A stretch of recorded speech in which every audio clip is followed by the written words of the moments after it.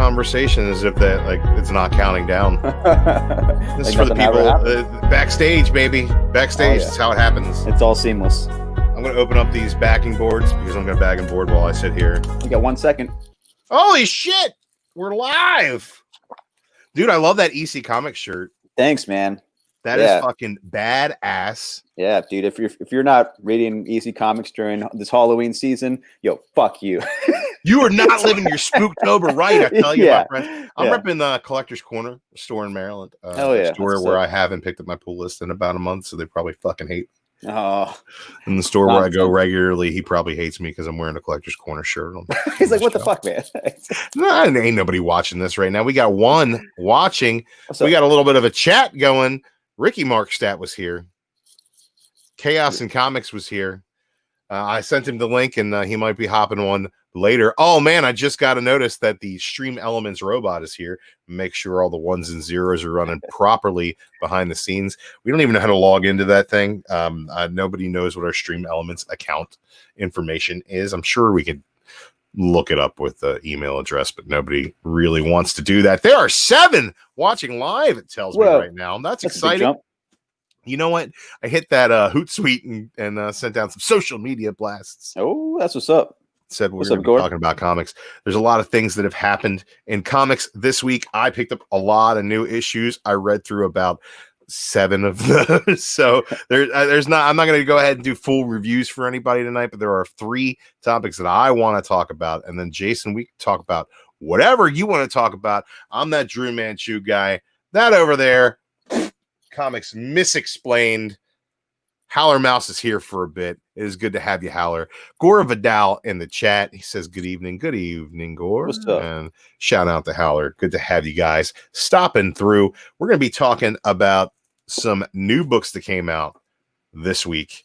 Jason, did you read any new books this week? I didn't read jack, dude. I didn't read anything for the past 2 weeks. I meant to, but like, for Modern what Men, have you been doing, man? What's life been like? For Modern Men, we had to read Long Halloween, so I had to read 13 issues of that. That's a long ass book. Dude, that took me all day. It felt like at least 2 hours. I don't know. It took a while. I feel like we had a good show on that, even though I triggered John's Comics with Kids like in hyperspeed. Oh man, the use popping vein forehead. You know, I don't know how I do it. I bet I remind him of one of his students. Some legend. Dude, Legend is in the chat. Good to have you, great Legend. We're just talking about Modern Men on last Monday. Really, really great show where we do a weekly book club. If you guys are not familiar with it, I think everybody in the chat right now is familiar with it. Mm-hmm. Be sure to stop by and check us out because we're going to be reading some X-Men coming up soon. There's a X-Men special is back and live. We've got a poll up right now where you guys can go and check out the options for the Modern Men Book Club. So be sure to do that.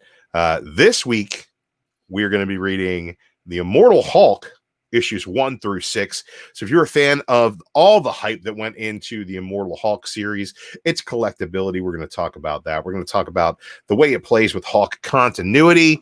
And we're going to talk about our love for Hulk continuity. So if you like a Hulk conversation, come over and get a little bit of Gamma in your life on Modern Men Monday night. Tonight, though, we're just going to talk about kind of the world of comics, the state of comics. Mm-hmm. I got a couple back pocket topics that I want to talk about as well. So I'm going to bring those up to you, Jason, now before we get into some of these books.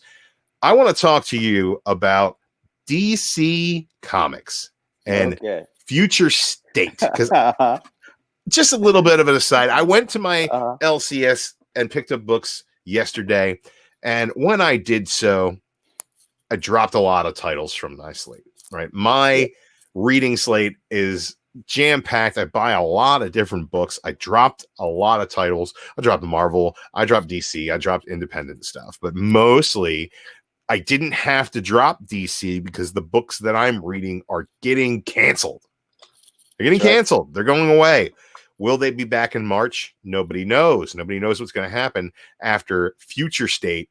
And that's what I want to talk to you about, Jason. What do you think about DC Future State? Do you think it's going to be worth our while to read this post-death metal post-crisis little pocket of stories they're giving us for 2 months, or do you think that it's just going to be a stopgap before they figure out what's going on? Well, I mean, it was 5G. It was going to be their next thing until Dan DiDio fired or got quit or whatever happened there. He departed. And so he's no longer in charge of the direction, but that's what was going to happen after, the reboot was going to be 5G. And who knows, that could have been like a mandatory assignment given to them from AT&T or whoever owns them now, we'll call it 5G,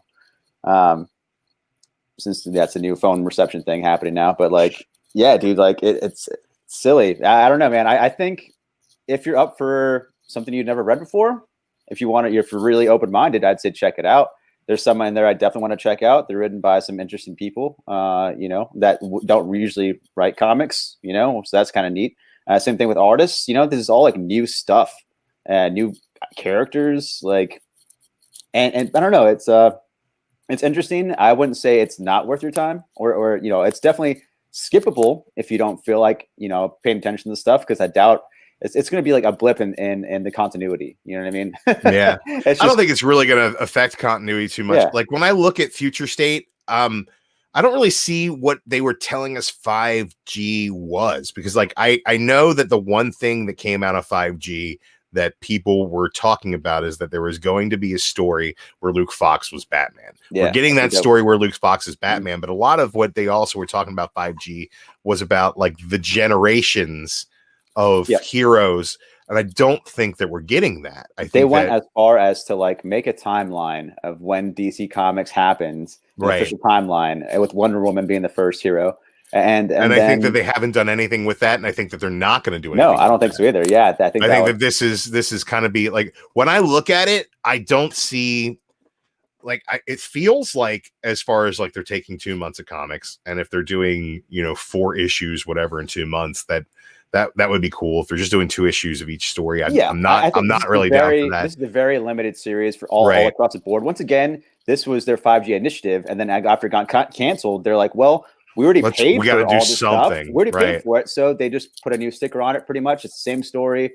And the only thing is, like before, I think it was gonna last a good year of stories if people bought them and see what worked or not. This one, it's like they just told everyone to stop. So you're getting an open and shut story, I think, for the most part. Unless like new Luke Fox, Black Batman, which is going to be awesome. I'm stoked for that. Unless that sells. They should just call it Black Batman. They should have, but here's the thing. Even his costume, dude. I mean, that's kind of tasteless, but at the same time. Did you see his costume? Yeah, it's just all Black Batman. They cover him up. You don't even see his skin. So Why does it matter? What's the representation of that? You just blew it. Like, you should have just made him. Like, you see his skin, see that he's black, and let him be a real person. Anyways, that's represented that way. I'm not going to get into that conversation. I just want to check in with the chat real quick. You got Gomer in the chat said, "Sorry, couldn't make it." I'm assuming that's the special guest you tried to get. But maybe my special guest will show up. And we got Seth in the chat. Seth, thank you for spending some time with us. Says he doesn't know if he can do Future State. Too many books. Already dropped all my money on every Dawn of X book. I'm doing the same thing, but I'm going to tell you the same thing I told my buddy at the LCS who tries to sell me comics. He said, "Hey, am I putting you down for Future State?" And I said, "No, I'll read it in 6 months on the app." That's what I'm going to do. I'm going to read it on the app because it looks interesting and it looks awesome, but it's not going to affect continuity. It's not, I'm going to read it on the app. If one of these books, pops and is super popular, like the Hell Arisen or something like that, I'm not going to stress out trying to get it anyway. So you can even like just wait for the trades when they come out. You know what I mean? Like, you don't have to be in for now. The trade waiting is a good way to do it, but like the way that they're doing these apps, man, make sure you're paid up and you read it digitally and you get all that story. You get everything that they're going to throw at you as far as enjoying that creative experience. It scratches that itch. It doesn't seem something to me like. A lot of people say it feels like kind of like a Age of Apocalypse type of deal, right? Where it's like an alternate future. Yeah. It's not necessarily dystopian, but they're stopping the line. They're giving you this chunk of alternate future. But when I look at it, to me, it seems like let's go ahead and do what we can to give us like the DC 2099 universe is what it feels like, right? It's like not super duper in the future. It's not super dystopian. It's just like things have changed. certain heroes have fallen by the wayside and others have taken up the mantle. And I think that some of it looks like it's really positive kind of feeling stuff. So I think that we're not going to be able to judge these books by their covers. The covers look kind of strange to me, kind of a weird tone to most of these covers, but some of these creative teams, pretty cool. Yeah, pretty cool deal. Some of the characters that I feel like they're going to be working on are also characters that I feel like are going to get a chance to shine in a different light.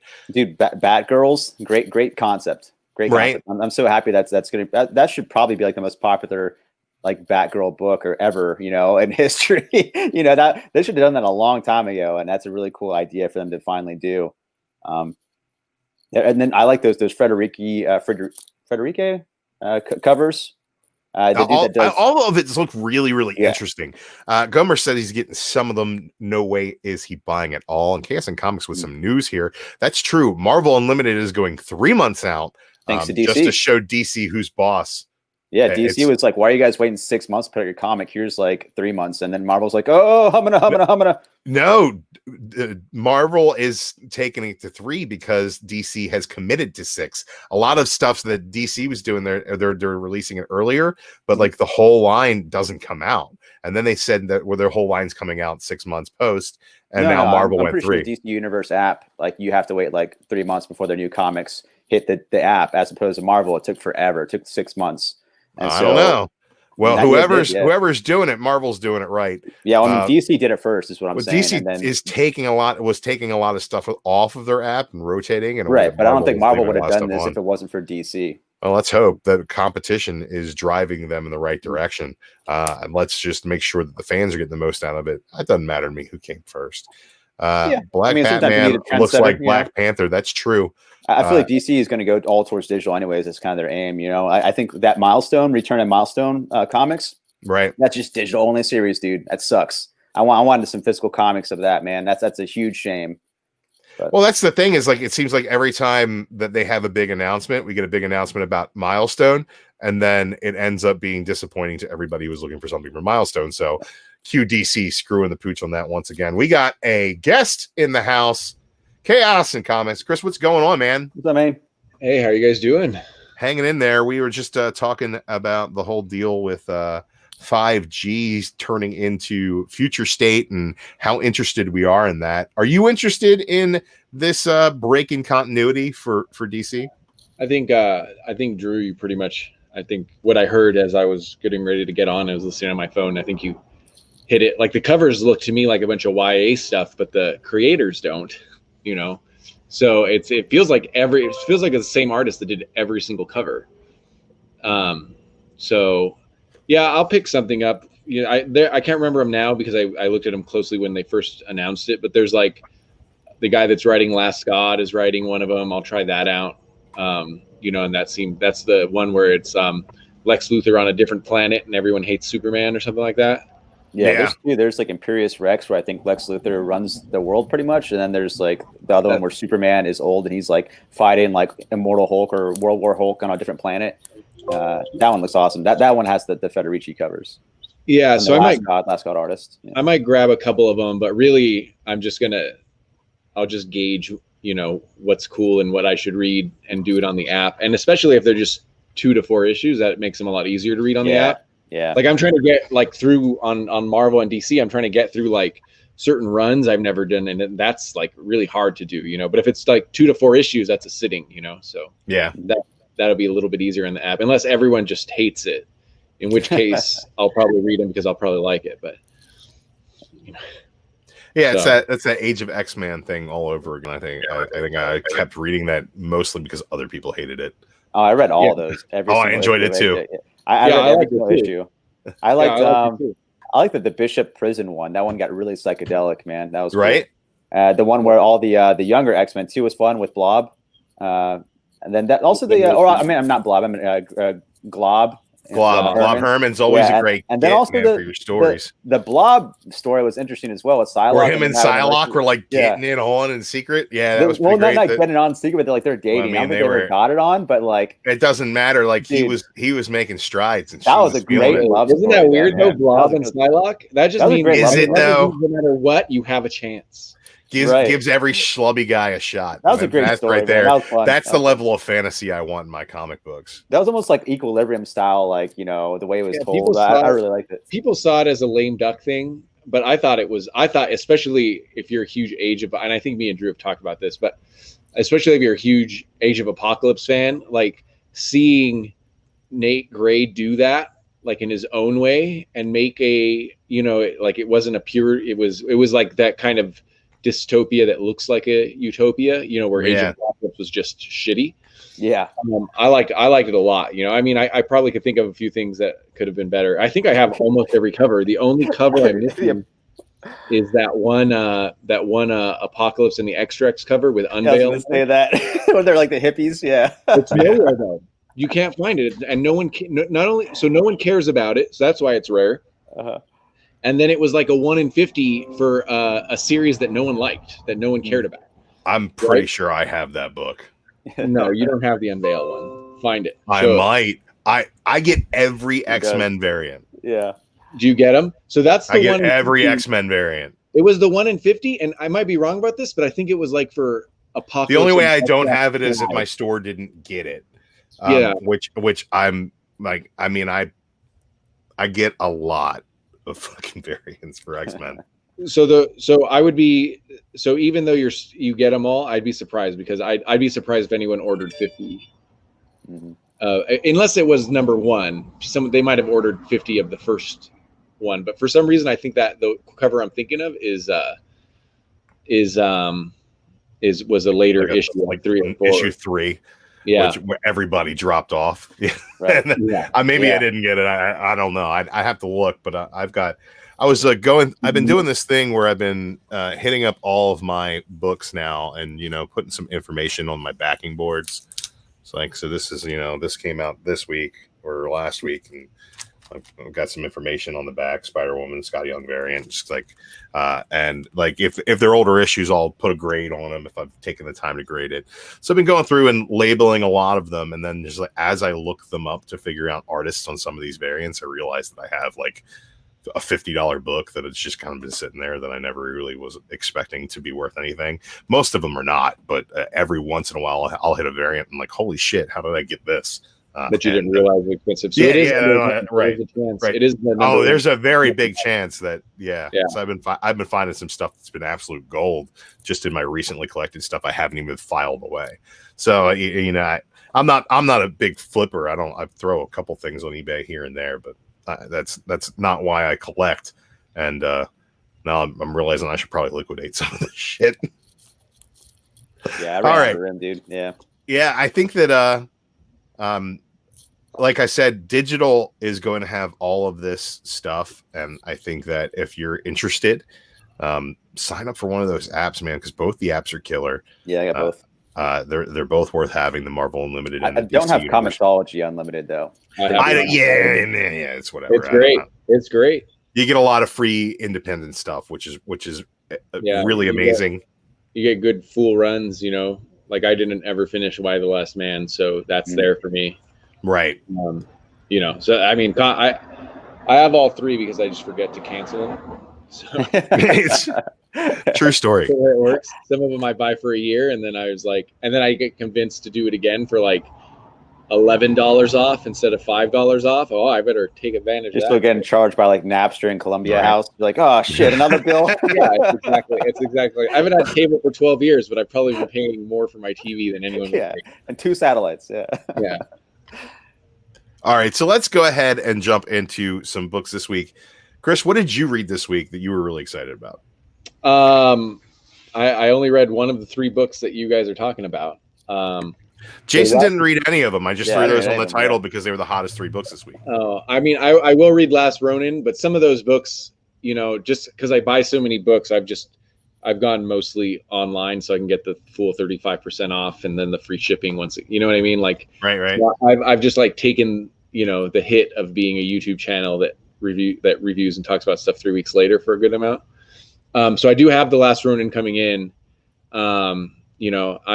I'm not a flipper either, but if someone wants to give me $80 for Batman's dick, I'll just give it right away. You know what I mean? Right. So I probably would have already sold The Last Ronin if I would have just had it in the box. I would have read it and sold it.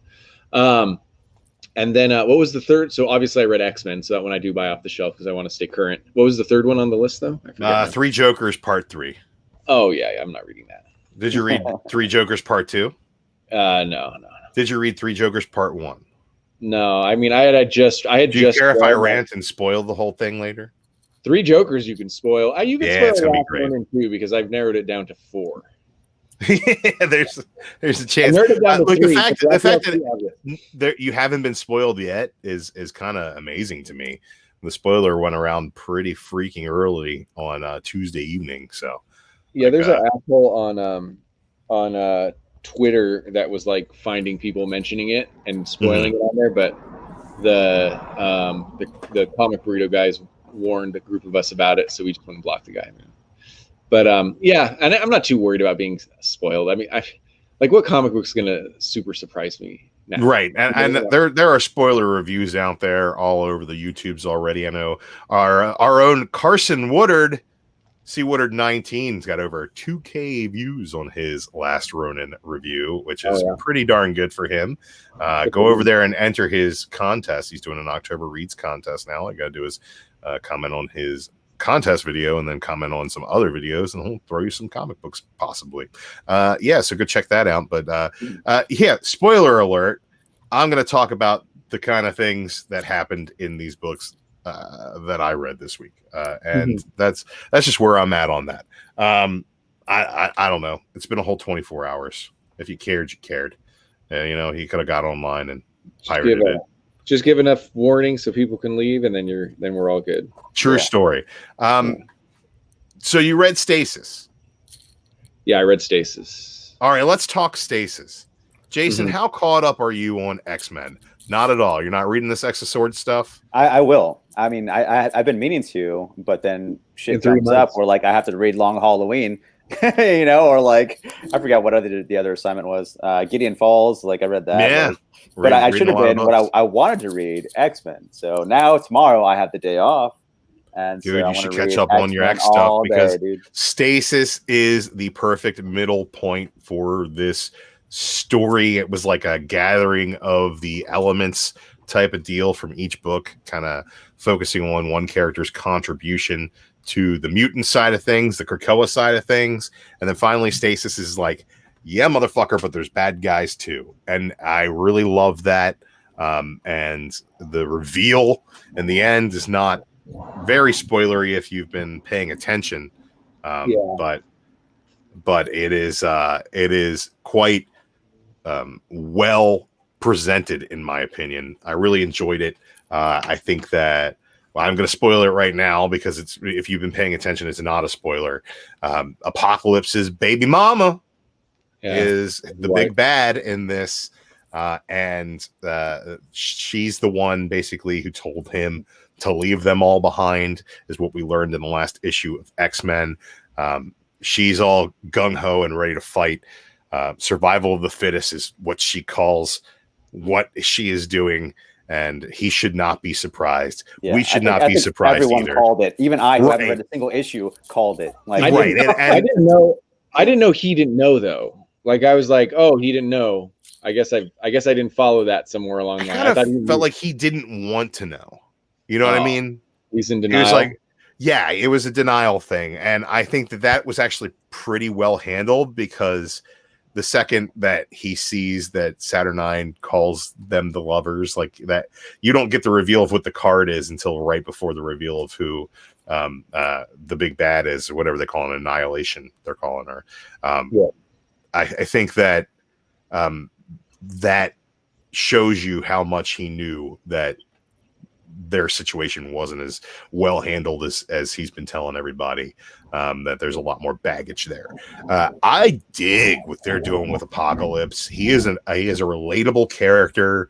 I dig what they're doing with all the sword bearers of Arakko, because they are all pretty one-dimensional, but at the same time enjoyable characters with great designs. All the swords and the information that you're getting there from Hickman's like info dump pages. I thought that this was stellar. I thought it was a little slow to get started in this issue, but once they got to once everybody from Krakoa is settled in, and we get to figure out the bad guy's perspective on this, the Araco perspective. I thought that this book really took off. Yeah, I agree. I think once there's these writers, and Hickman's one of them. There's a whole group of them where you're waiting for them to like everything to mean something or to be something deep, or like there's this incredible symbolism or something, and this book really isn't that at all. Like it's just them making up cool characters, and you got to enjoy the ride, and it's a fun pulp comic book. And I was gonna really talk about what you just said, Drew, about the design. Like these characters, they just invented essentially 10 new characters. A couple of them appeared in earlier issues, but it's just a fun design thing, a fun fight. And that's what all of these issues have been. So yeah, these characters were like in House of X and Powers of 10, like that far back, which is incredible. Like you see them in the background. I think of the when Mora was Apocalypse, like they're like in there, that section of the book. Yeah, I think you get, from Hickman being so heavily plotted, you get all those beautiful Easter eggs if you go back and reread some of the stuff that's been coming out. I think that everything has been foreshadowed in a way that is really amazing. I think this is the greatest Marvel story, and on Marvel in a long time. I feel like I feel bad for people that are missing out, and I know it's not their thing, but some people don't dig it. But gosh, I think it's just fantastic storytelling and cohesive, and on a giant landscape that we've never seen before in Marvel Comics or in comics in general. I think it's just an amazing accomplishment that you should be experiencing right now.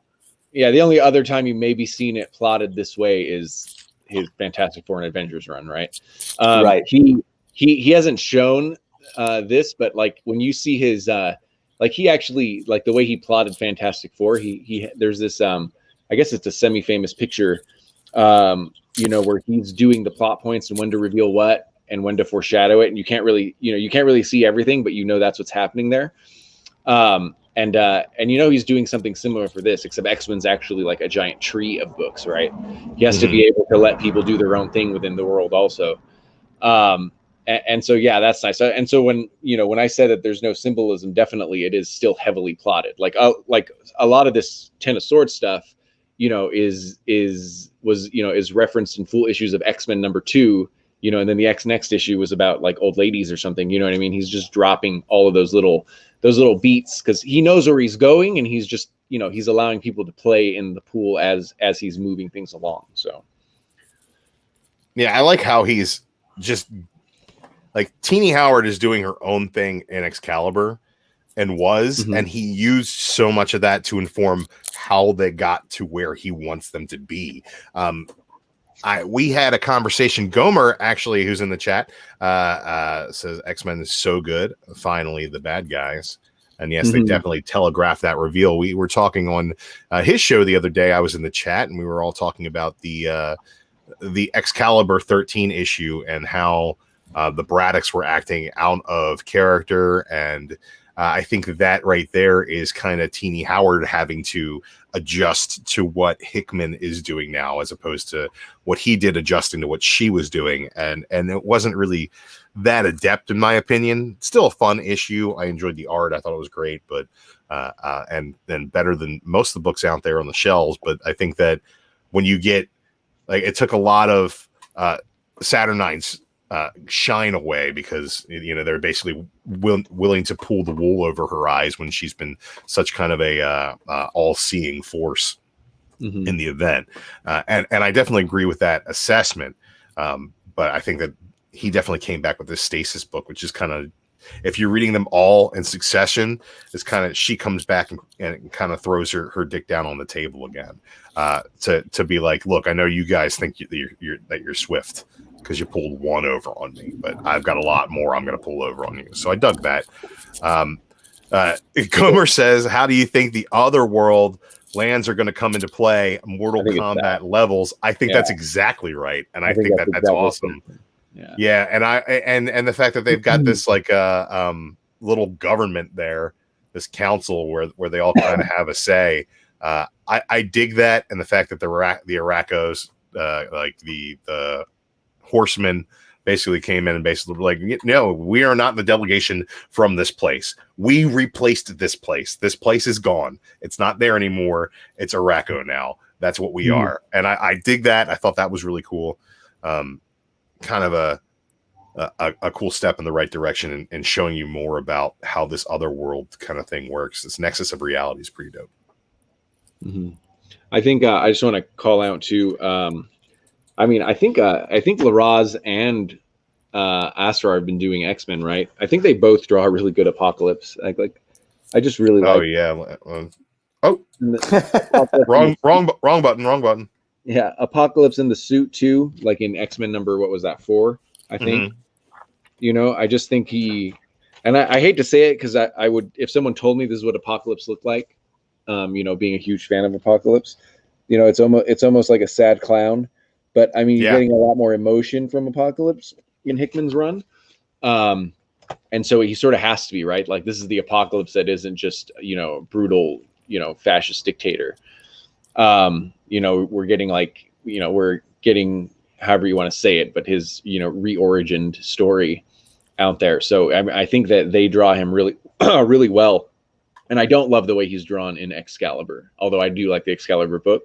I'm not a huge fan, especially when I compare it to what he looks like in X-Men. Yeah. Did it explain how Apocalypse got them DSLs? Yeah. Apocalypse, am I right? Although I gotta be willing to shout out Bub's Comics in the chat. He's here for his recognition. So let's give it to him. He says Hickman sucks. Then he puts on his blinders. Sunglasses. He's stealing my bit on his channel where I know.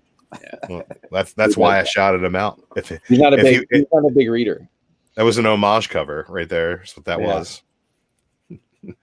We talked a little bit about X's Sword Stasis. I think that was probably one of my favorite, if not my favorite books this week. I haven't been able to trudge through everything, but I thought that was really killer. I haven't been able to dig into any of those death metal tie-ins. We got one this week and I think one previous week, and I haven't read either of those yet. But DC did give us one book this week that wraps up one of the most anticipated stories in the history of comics, the 4.5-year wait for 3 Jokers. Back in Darkseid War, folks. Darkseid War, pre-Rebirth one-shot. That's not what this is, though, right? When Batman became... Wait. When Batman became the god of knowledge, he sat upon the Mobius chair, right? At this point, he asks the Mobius chair who killed his parents. Mobius chair says, "Joe, chill." And he goes, "That's exactly right. I knew that. Just testing you." Then he says, "Who is the Joker?" And the Mobius chair says, "There are 3 Jokers." And he goes, "What? I didn't know that." Well, let me wrap up 3 Jokers for you. No Metron chair, no Metron, no Mobius chair, no sort of cosmic reason for there being 3 Jokers. At the end of this, you realize there was only one Joker all along. He just made other people into Jokers. And who is the Joker? Batman doesn't want to reveal it to you, but he tells Alfred, "I knew this since like week 2 dealing with the Joker." It's the dumbest fucking hack-ass fucking bullshit that Jeff Johns has ever pulled, and he wrote Doomsday Clock. This guy is like, seriously, I read an article where they said this is like Jeff Johns' swan song before he's like doing all creator-owned stuff. Good. Get the fuck away. Go away, you hack. You're fucking terrible. This is a beautifully drawn book. Jason Fabok puts in so much work for there to be like really 3 fucking things happen in this. Number 1, disappointment. Disappointment is what happens in this. The story is about nothing, shows you nothing, gives you nothing, and you can take away from it absolutely fucking nothing. Okay. Number 2, Red Hood wants to bang Barbara, but she doesn't want to bang him. But she gave him some sympathy kiss, and like now he's trying to get people shipping them. That's not going to fucking work. Go away. Go the fuck away. And number 3, he doesn't remember the shit he writes in other books. Like, not even close to remembering. Like, the one thing Batman wants to know as soon as he sits on that chair, the one thing he wants to know is who the fuck is that guy? Right? This book says, Nah, I knew all along. Yeah, it's they're not so related. bad. They're not it's related. so unbelievably bad. This is not in continuity. Like, they're not related. This is not in any continuity. There is no reason for it to be. They spent 5 years making us wait for it, and it's so annoying. We're really still waiting for it because that's not the story. We're not waiting for anything. I am never reading another book with his name on it. We're never going to see. I am done. Out on the Snyder crossover. Earth policy. Fucking done. I'm done. I'm so unbelievable. He's the Constantine of writers. I just want him to be on a Constantine book. You paid $18 for that 3-issue story, by the way, right? Yeah, you may have won for nothing. I tell you what, Fabic's art is beautiful. I saw it a mile away. Yeah, well, I knew it, but I had to read it so I could bitch about it properly. Well, can we get back on in 6 months and we could bitch about it together? Dude, you let me know when you're interested in talking more about Three Jokers, because I will bitch about this book till the end of time. What if I like No, that's fine. We can do an episode like, all right, Jason really loved Doomsday Clock. So did I. We talked about it last time. Well, I love the first 6 issues. We did a show. It was supposed to be a 10-minute show, like 15 minutes tops, where I went to edit it down, and it was literally 45 minutes of me yelling at him. Sounds about right. Yep. I actually texted him and apologized. No, I was laughing. I was like, so, man, I went to edit this, and it's just me yelling at you. I'm sorry. It was definitely without provocation as well. I do want to point out one thing. I think Gore Vidal, if not my favorite person in the community, is definitely in the top 3 or 5. But I will say this, Gore, you make a lot of excuses for Jeff Johns in a way that you don't make excuses for Donny Cates. Look, yeah, Gore enjoyed Batman 3 Jokers, and he liked how it was resolved. He says he makes Jason Todd interesting. It didn't make him any more interesting. It made him soft. It made him a bitch. It made you realize that Batman doesn't respect him, that Barbara doesn't respect him, that nobody respects him, and that the world sees him as a criminal because Gordon sees him as a criminal, and Gordon is the rationality of the Batman universe without Alfred around. Alfred's alive in this book, so we know that it's not in continuity because that dude'd be dead. But the only thing that would make this book better for this review is if Constantine showed up. If Constantine showed up, at least I would know why it was terrible. This leaves me wondering why we've got 3 interesting characters and Batman, because he's not that interesting in this book. There's this Joe Chill situation, right, where he's like forgiving Joe Chill. The Joker wants to make Joe Chill a Joker so that he can have an interesting origin for Batman. And then, dude, this entire book is like premised on the fact that the Joker wants to make the Joker more connected and an appropriate origin so he can be a better Batman villain. And then at the end, it's like, nah, none of that matters. It's like completely the way he did with Doomsday Clock, where he's like, continuity is not important. Continuity is not important. Why? Because continuity is important, but it's not that important. It's like, what the fuck are you even talking about? The guy is so up his own ass with his themes. Oh, geez, it's just terrible. The ending to Jason and Barbara's relationship, Gore, I thought that was also, he did this thing where he hung a note on her door, right? It was like, hey, I can be a better man if you just let me be a better man for you. And then he walks away, and then the tape gives way, and some guy comes around and sweeps up the note so she never gets it. It's fucking hack.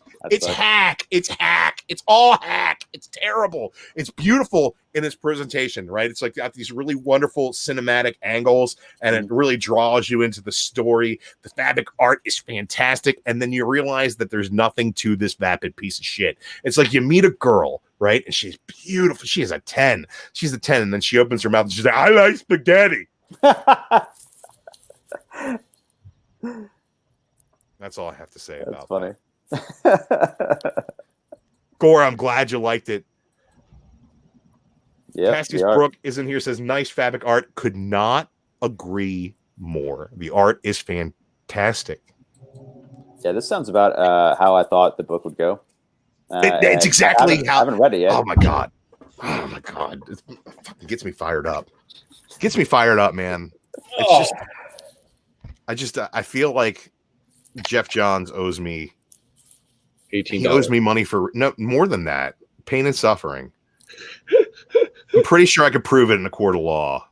Well, yeah, it would be hard because you kept going back to buy him.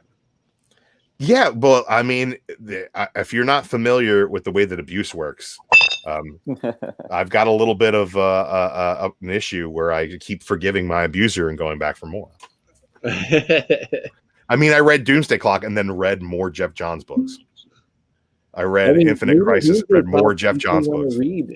Reading Doomsday Crisis makes me want to read more Jeff Johns books. It's like I should really read more of the Green Lantern book than I read. Look, I'm sure Jeff Johns will find some other continuity, two continuities that he shits all over in Doomsday Clock. He'll find another one for you soon. Like he's gonna show up at Marvel and he's gonna make everything bad. Mix Future State with he's gonna be the Bendis of Marvel. They're gonna hire Jeff Johns back at Marvel, and he's gonna end up ruining it all. Okay, let's move on. That was exciting.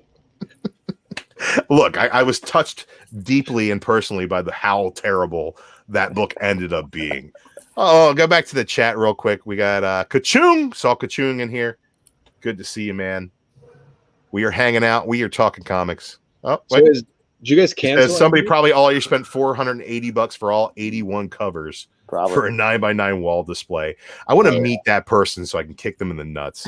Well, if it's a wall display, it's for the art. Then it's okay, right? You're just a big fan of the art. Look, I like the art. You could tell books weren't hitting like story-wise when the 1 in 100 variant covers that were going for like 200 to 150 dropped down to 75 or $50. Sometimes you're just like, ooh, yeah, no one really wants to read this now. Something happened in issue 2. Gore says the note was an alternative ending to an Italian film. I thought the book isn't in continuity, just like The Killing Joke. Basically, The Killing Joke is in continuity now. Gore. Now it is. It's referenced constantly. It wasn't though when it was. This is a spiritual successor to The Killing Joke, which Johns needs to stop fucking doing. Stop doing that. Hey, guess what you couldn't do? You couldn't write Watchmen. Guess what you also couldn't do? You couldn't do a sequel take on the Watchmen. You couldn't write Killing Joke. No, you're terrible. You couldn't write Killing Joke. You know what else you can't do? Write a sequel to The Killing Joke. I hope he writes a sequel to Mouse. He needs to go away. Yeah, I'm trying to think what other like older popular he's gonna write a sequel to like Mouse, and it's gonna be from the perspective of the cats, and he's gonna call himself a genius. Oh shit! No, he's fucking terrible. He's just bad. Johns is the same Johns from the early 2000s. Yeah, he sucked back then too. Cat power. He says he's not the same Johns. Well, Drew is ASMR. That'll be the Patreon. The next Patreon is just talking to come back. I fucking hate Jeff Johns. That's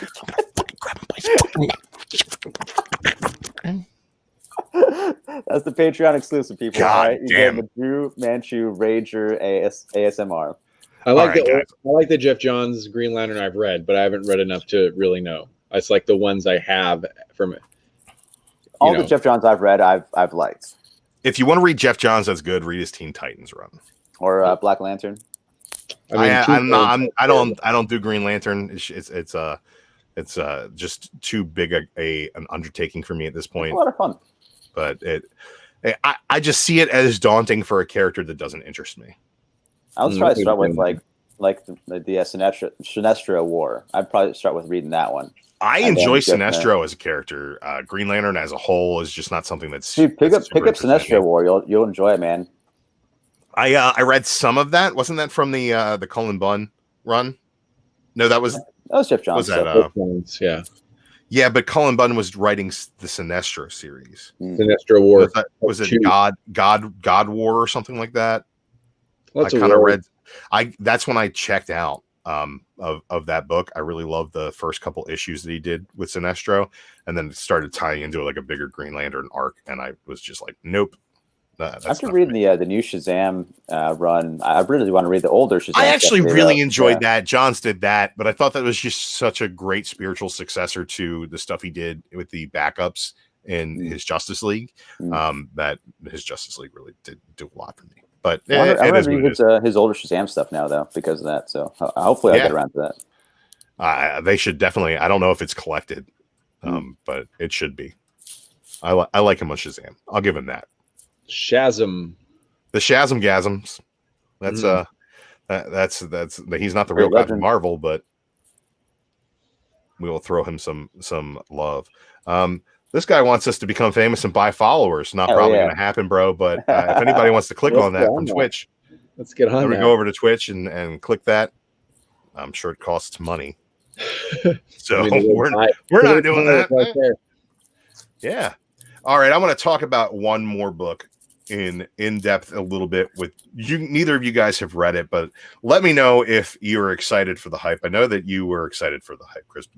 The last Ronin came out this week and has captured the hearts and minds of the comic book reading public for the fact that it was underprinted apparently, and a lot of retailers were shorted, so a lot of people didn't get a chance to get their hands on it. Kind of cool that a book has kind of popped in value because of rarity, not because of some sort of manufactured hype.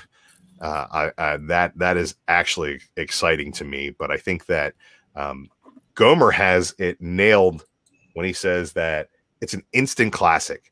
Last Ronin, the story. I mean, a shorter print run is manufactured hype, and I need to go find the source, but I think the print run was only 17% lower or something, like 20% lower, like not even 20% lower. Yeah, but I don't think that it wasn't intentional. There's also a million variant covers for this, including exclusives, especially, and those are all like 300 run, 500 run, 1500. This is not a rare book. It's not going to be hard to find. You should not be paying more than $10 for this book. Like you will find it and get it eventually. Like don't worry. Coming. It is coming. They are doing more printings and not calling it a second print. Like they're going to do that too. That's what I heard. I heard that they're going to be honoring their orders. Good for them. I think every book should do that. I don't even want to know what's not a print anymore. Let's just get done with it and let all the collectors go off and let's just go. Books. I agree. I would say that we're three guys here that are definitely more interested in the worth of a story than we are the actual physical worth, like the monetary value of our comic books. Yeah, I think that is something that grew because people like the story. Yeah, right. I think that when you look at whether or not something is valuable, like I'll flip some things because like it's nice to have the money and I'm running out of space and I want to liquidate some of this shit. I just don't feel like actually putting it in the car and taking it to the LCS, which is probably what I should do with more than half of it. But at the same time, I want a story that that's why, Future State is something that interests me, but not something that I'm going to be buying because I'm already paying for the app. It's perfect for that kind of story, something that is not something I'm super, super duper hyped for, but I'm interested in to go and read it digitally months later. And I'm definitely down for that. Last Ronin, I will tell you, get your hands on a copy. Don't overpay, but get your hands on a copy. This is a book you're going to want to have in your collection. I think that it's a story that has legs for the next couple of issues. The character design of The Last Ronin is picture perfect. I think everything about this book hits its core audience. I think a lot of people have issues with making Ninja Turtles dark because you don't have to make the Ninja Turtles dark. Wow. I think that this does it in an emotional way and not in a hyper violent way and not in like a not in an aggro way, in a very touching way, in my opinion. I'm not going to get too spoilery with the story itself, but it is a future New York.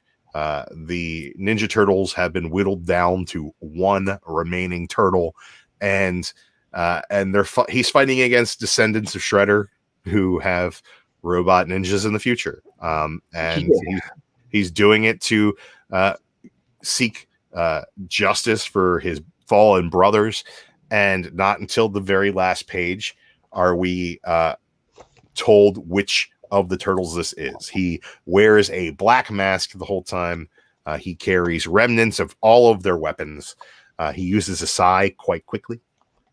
He is mostly using a katana, and when he's fighting the robots, he does employ some technology, some localized EMPs to take them out. That's awesome. So which turtle do you think this is? Right. Donatello. My guess. I'm guessing. I knew I called Michelangelo. I called it from the get-go. Oh, you knew it? Okay. Yeah. I knew it wasn't Raphael. In continuity, the only turtle to master all of his brother's weapons as well as his own, Michelangelo. So that's they kind of telegraph it that way. I think that just makes for a better storytelling. The last story, yeah, serious guy. It's the biggest transition as personality. Like, of course, he would. And I would tell you right now that it's a journey that you should go on, even knowing that the final page reveal. The final page reveal kind of gives you a little bit of. I'm surprised it did so early. Yeah, but at the same time, you want to know going into the rest of this story how that really picks up. Sure. But I feel like they could have been like a second part of the series, right? You know? Well, there are definitely more in-depth spoilers and story analysis online. I'm not going to be that guy who's going to go into absolutely everything here, but I will tell you that it is worth the read. It takes you on a journey. It is action-packed, keeps you guessing, and has such heart to it that it's really hard to think that anything else was better this week. I think that my number one story for sure. I'm loving X of Swords or Ten of Swords and everything that goes into that. But I think that this will live on in the zeitgeist of comic books for a very long time. It is not just, Dark Knight Returns or I really wanted Old Man Turtle or Old Man Turtle. It's not that. But it does have little smacks of that throughout. But I think that you're going to get a more heartfelt story about family through this, and he definitely misses his father and his brothers in a way that is very emotionally impactful while you're watching a mutant turtle fight robot ninjas in the future. It's funny. They could still do Old Man Turtle or Old Turtle Mikey. Old Man Mikey. If you think about it, after they're done with Last Ronin, that could be the next series. It's like, oh man, him in the post-apocalyptic world. Now he's the only one left. What happens? That'd be so fun. So he says, I thought it would be all four turtles in one with a 4-way split personality. That is not so far off the mark. They are all definitely represented in the book. And he says, I feel like Michelangelo would be the most tormented by losing the others, more so than any of the other three would be. You'd be absolutely correct, Kachun. That is very much the case. And I very much enjoyed what they did with it. So I would definitely just say that's a must read. If you haven't checked out Carson's review, it is a spoiler review. Go check out C. Woodard 19, and you can be one of the more than 2,000 people who have watched his video today. So we also spoiled it last night. If you watched that, nobody watches that show. But I showed the frame, but it was actually Trent, our character made. I put him in the bed, photoshopped it in there. Did he have cum stains? Yeah, he has balls sticking out. Yeah, dude, it's hilarious. I'm not sure if hilarious is the word for it, but I'm glad that you're deriving joy from it. Oh man, so I feel like I covered just about everything I wanted to cover tonight, guys. I got a question. Yeah, let's talk about it. Yeah, I got a few. So I haven't read. I'll show a couple of things. I just want to ask you, since you're the Black Hammer guy, is this like what's it called, Skull Digger? Can I read it without having caught up on Black Hammer? I'm not 100% sure because I haven't read it yet. I did not pick up a copy. I absolutely forgot about Cosmogod coming out. But it is Colonel Weird, who is from Black Hammer. He is part of the Black Hammer team. I'm not sure where it fits in or if it necessarily is tied directly to Black Hammer. I would assume that it's not. I would assume that it's a separate Colonel Weird story. Just based on the way that all of those have really worked out. Tyler Cook, I don't know if Tyler Cook's a regular artist on it, but the art's great inside of it. Oh man, that's phenomenal. Yeah, flipping right through it. So I picked it up. I wanted it, I heard everyone tell me Skull Digger because I'm not caught up on Black Hammer, but I will be eventually. So I plan to. But Skull Digger I had like grabbed as it was coming out, and I was like, oh, maybe I'll do this one. And then when I opened the art, like it's just beautiful art inside. So I'll read it anyway. Fantastic. Like I said, I try to avoid, spoilers. I also don't care. But Kachun wants to know if Lemire was involved with Black Hammer before. It's his universe. He made the whole damn thing. Yeah. Gomer, I think I agree with him there. Thinks you can read most of Black Hammer without reading anything else. I think that it really all works together. Yeah. Well, you mean the side stories without reading? Yeah, I think any of those minis.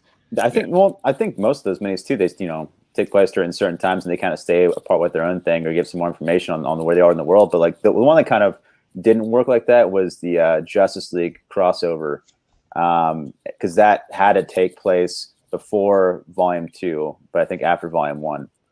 Yeah, I think that's exactly where it fits in. You can kind of read that crossover in between the two volumes. Yeah. Which I love that crossover. Yeah. I thought that crossover was the best fucking Justice League book in years. That was, for fantastic, man. Really, really cool. You know what? I'm gonna put that on the modern. Yeah, good idea. We already did. It's going on a poll, man. Yeah, we already did Black Hammer Volume 1, so maybe we'll make Carson read that Justice League story. I think he'd like it. That's perfect timing then if he hasn't read Volume 2 yet. I don't believe he has. Maybe he has. I don't know his life. His wife. I asked him if he wanted to come on this show tonight, and he's like, I got 2,000 views on that video, and he big timed me. I don't need you guys. I'm out of here. I gotta make another video. He's a new fucking Perry, man. Yeah, he's gonna leave Comic Core now. I got a 2,000 view video. I'm leaving Comic Core. Yep. See you guys. I'll get mushroom stamps on his way out the door. Like, what the fuck? Everyone visit my new channel, Carson Core. Carson Core. Yes. I'm gonna steal that from this video and make him a bumper. Yeah, do that. This book is pretty new. It's only about 38 years old. But I read this week. So Fog, this is that Euro comic shit. So it's like a crime noir book, but very good. Gore Vidal. I may have not showed this if Gore Vidal wasn't in the chat, but he's a big Tardy fan. These are great. I guess you just got to be in the mood for it. This kind of book, But and it's an adaptation of these Nestor Burma stories that Leo Millet wrote in France. So let's get a little other look at those interiors, man. Black and white. So this is a lot older, but this is just a good detective story written by a lot of these Euro books. There'll be adaptions of other books, but it's a lot more about the cartoonist, and you get like the guy adapting it is also the guy drawing it, kind of thing. So it's the way that story's told, just a little touch into Banda's Destiny, I guess what they're calling it. I guess some people don't like those comics, but I've liked what I've read. I'm no expert on them. Was that from Fantagraphics? That is a Fantagraphics book. Yeah, there's they're releasing his complete Nor, I think, books. So I have another one that I haven't read yet, but I got to this one finally this week. Gore doesn't have that one, so you're a step up on him. Look at that. Well, it's pretty new, so this one's new.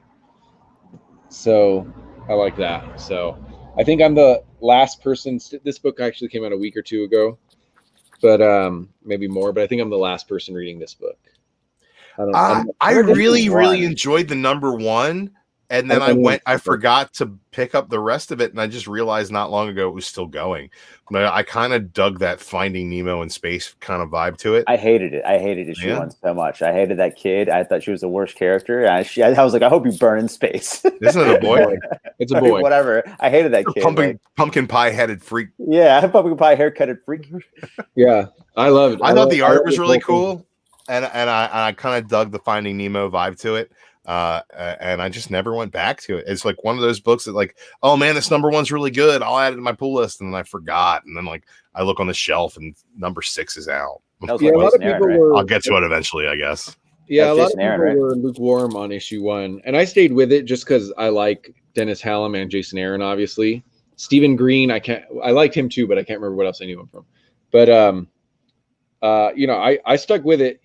and it got real freaky. It's gotten real weird, and it's this one went to the next level on the weirdness. The dad's in a shadow for a reason here, so it's not quite Finding Nemo, although it's still definitely the family split up and they're looking for each other. But it's going to something darker, but at the same time it has, it's like this fantasy set in space, and like really people forgot about this book, so I feel like I'm the only one. I don't know how much longer it's going to go, or if it's just living on Jason Aaron's, like Jason. It looked like it went long enough to get a volume 2 if you're reading issue 7.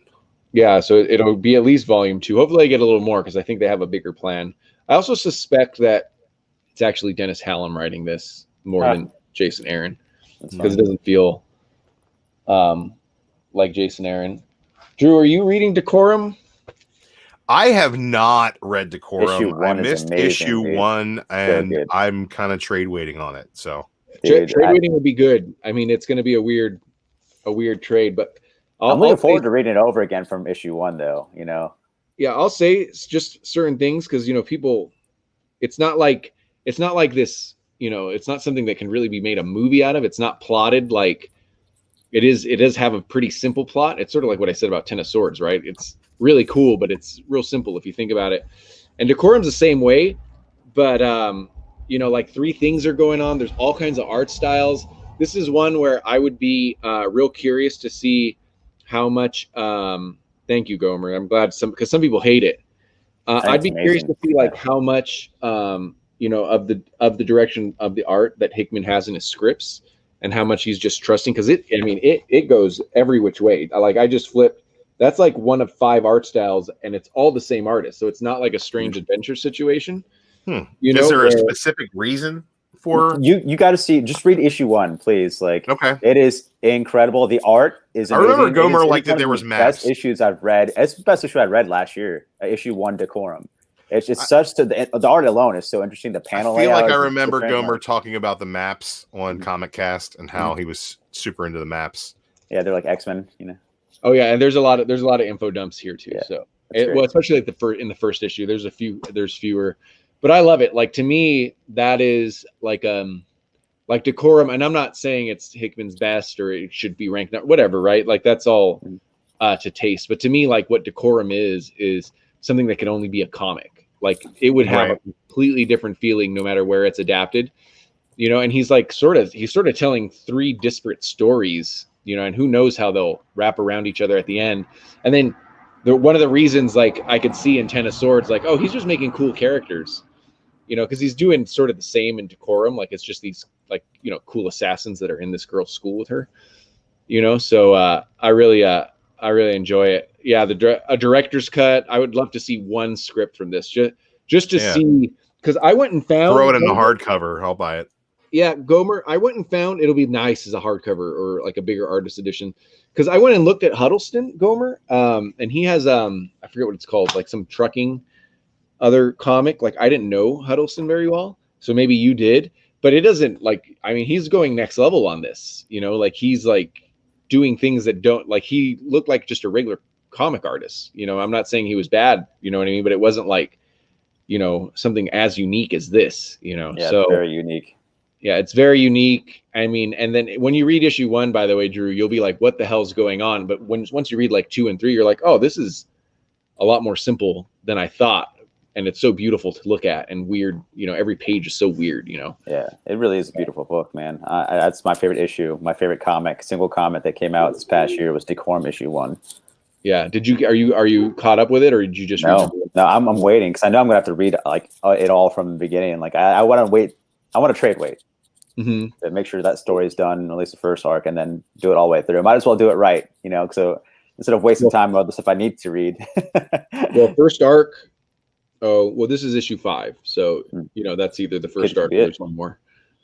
Okay, there's one more coming for the arc. I'm not sure what'll be in the trade. I actually don't remember if this ended on a cliffhanger. Okay, I'll check for you. Might be a perfect time to jump in then. Yeah. Oh, I mean, all these books are extra size too. So if that it's going to be like monstrous. If that first trade is $9.99, like the monstrous trade is like the best deal in comics. Almost. Oh yeah. So there's a couple where you had oversized #1 issues, and then you ended up with 7 issues worth of comics in a $9.99 trade, and that's the way to do it. Yeah, I think we got one more because I'm informed in #6 that things get desperate. So yeah, there's one more. So it'll be it's only 8 issues. Oh yeah, nice he's to right. know that things are getting desperate. Yeah, only 8 issues. It is only 8 issues. I forgot he's about wrapping that. it in 8. That's pretty awesome. Damn. Yeah, well, that means that it won't be so long for me to wait on the trade.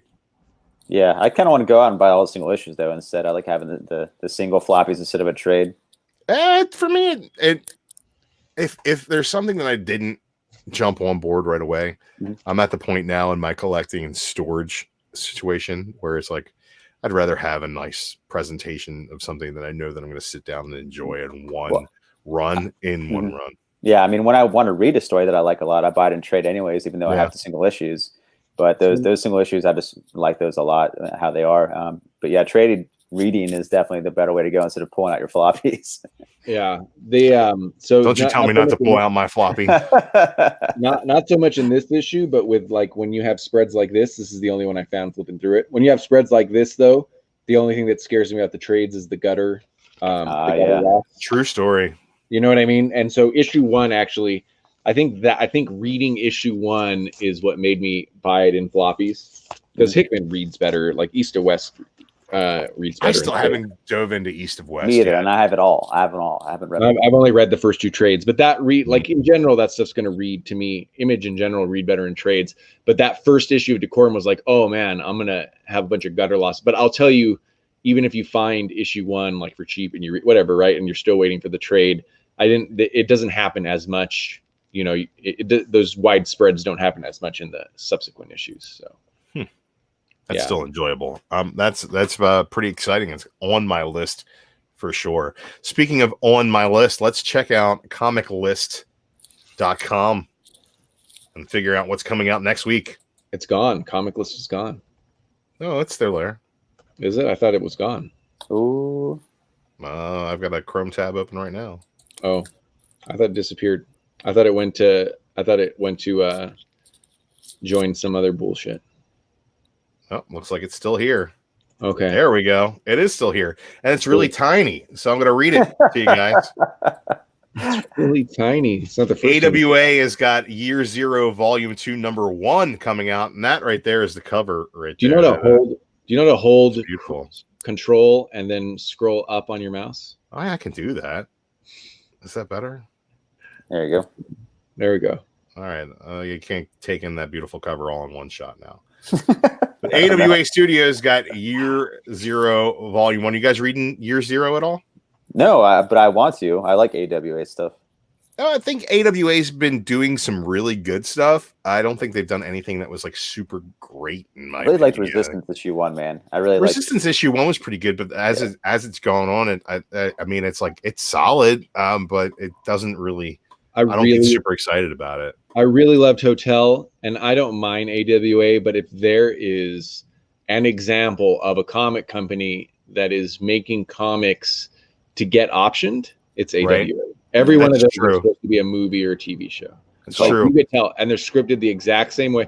It's like the opposite of what I said Decorum was, or you're right. Indie thing, like every one of those may as well be a movie script. And so that's fine, right?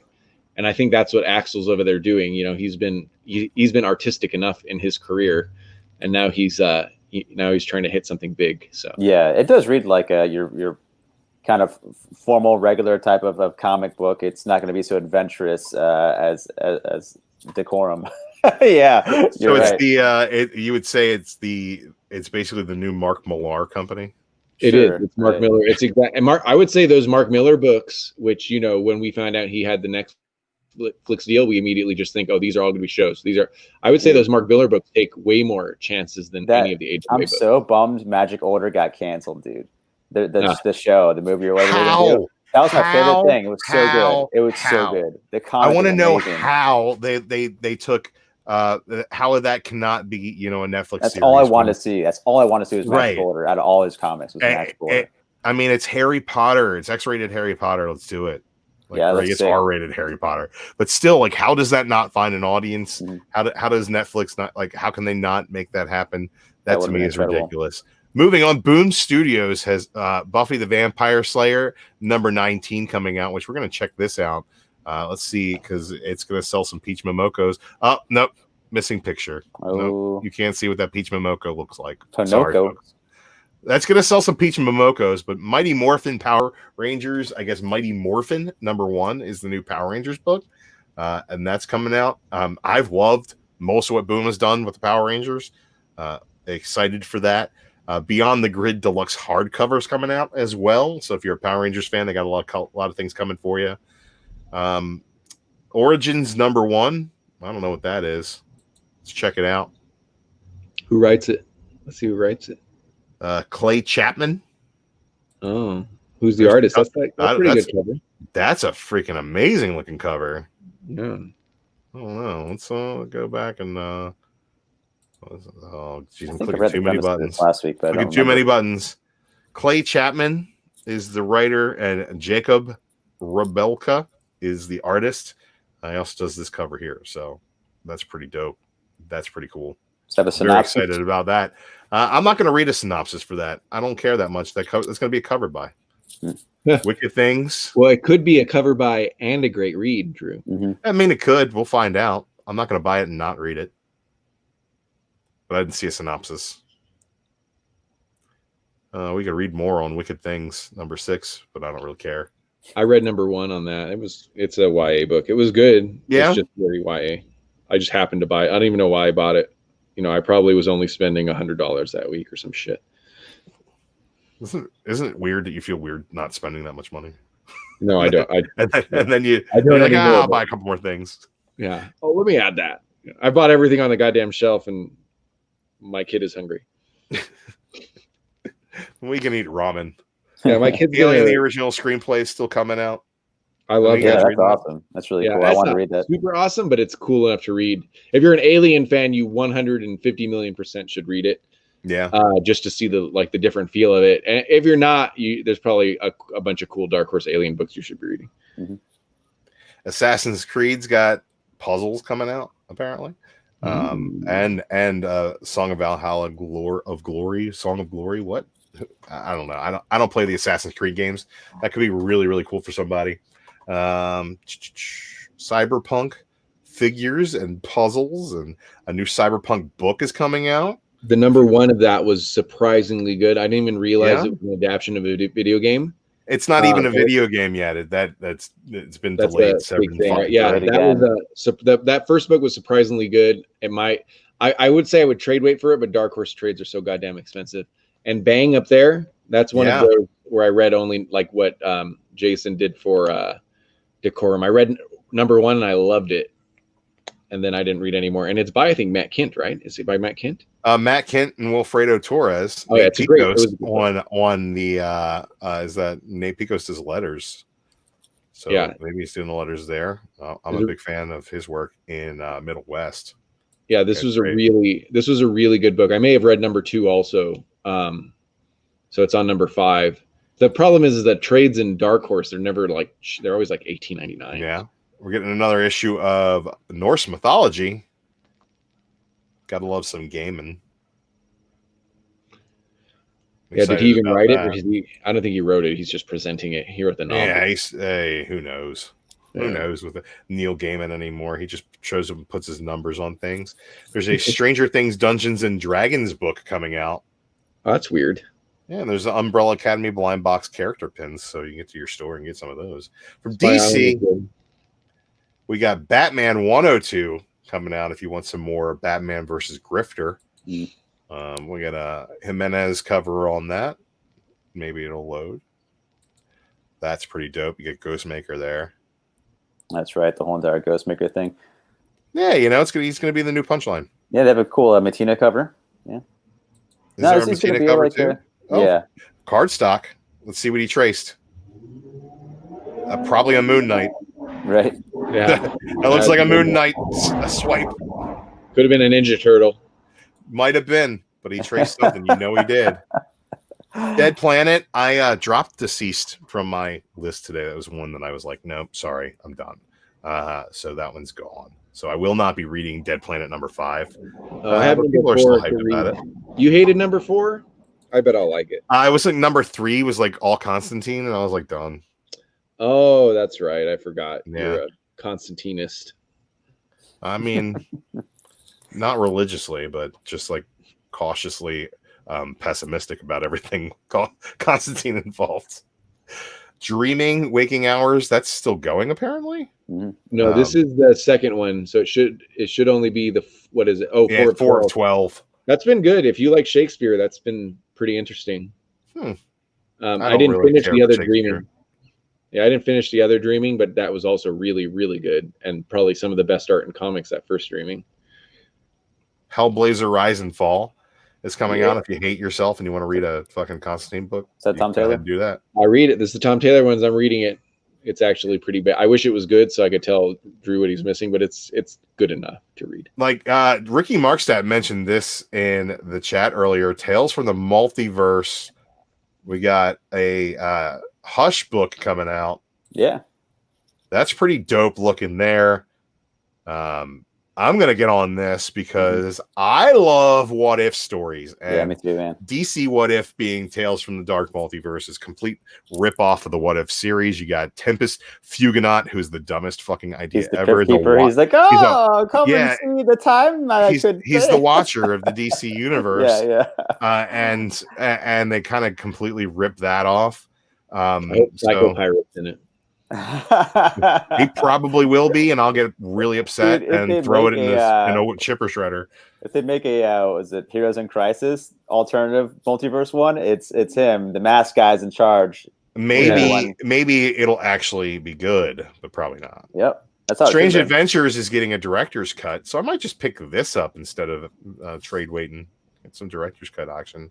That's a freaking awesome cover there. I dig that. Book. That is. I had to make the decision not to buy that. The director's cut? Yeah, I mean, I love Strange. It's one of my favorite books going right now. But see, I haven't gone for the regulars, so maybe I might. Yeah, I mean, that's a good way to dip in your foot, so you know whether you like it. I mean, you sort of know what's coming. It's like, I think you know what's coming. If you like Rorschach, you probably like this. It's a little bit different than his more, directly emotional stuff, but that's a good way to jump in, and you get all the extra art.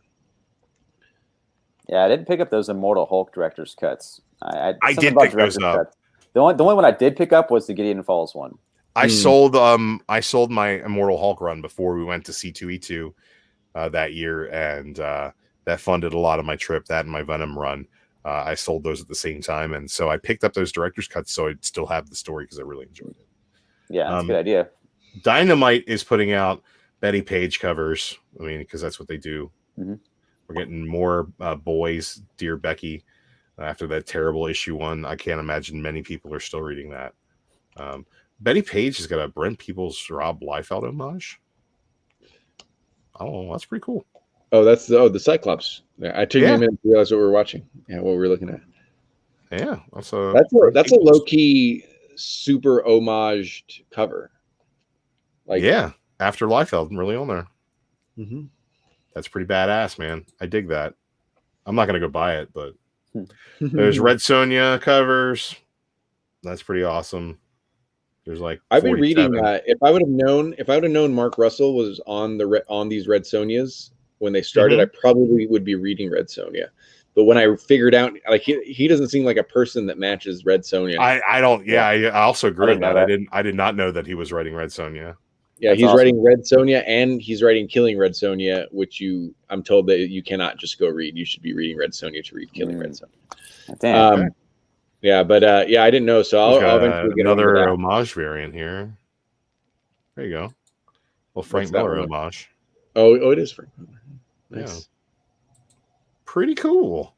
I don't read any of these books. Vampirella, still not reading that. I'm reading Sacred Six. I'm reading Sacred Six. Yeah, that's like the Monster Lady team up book.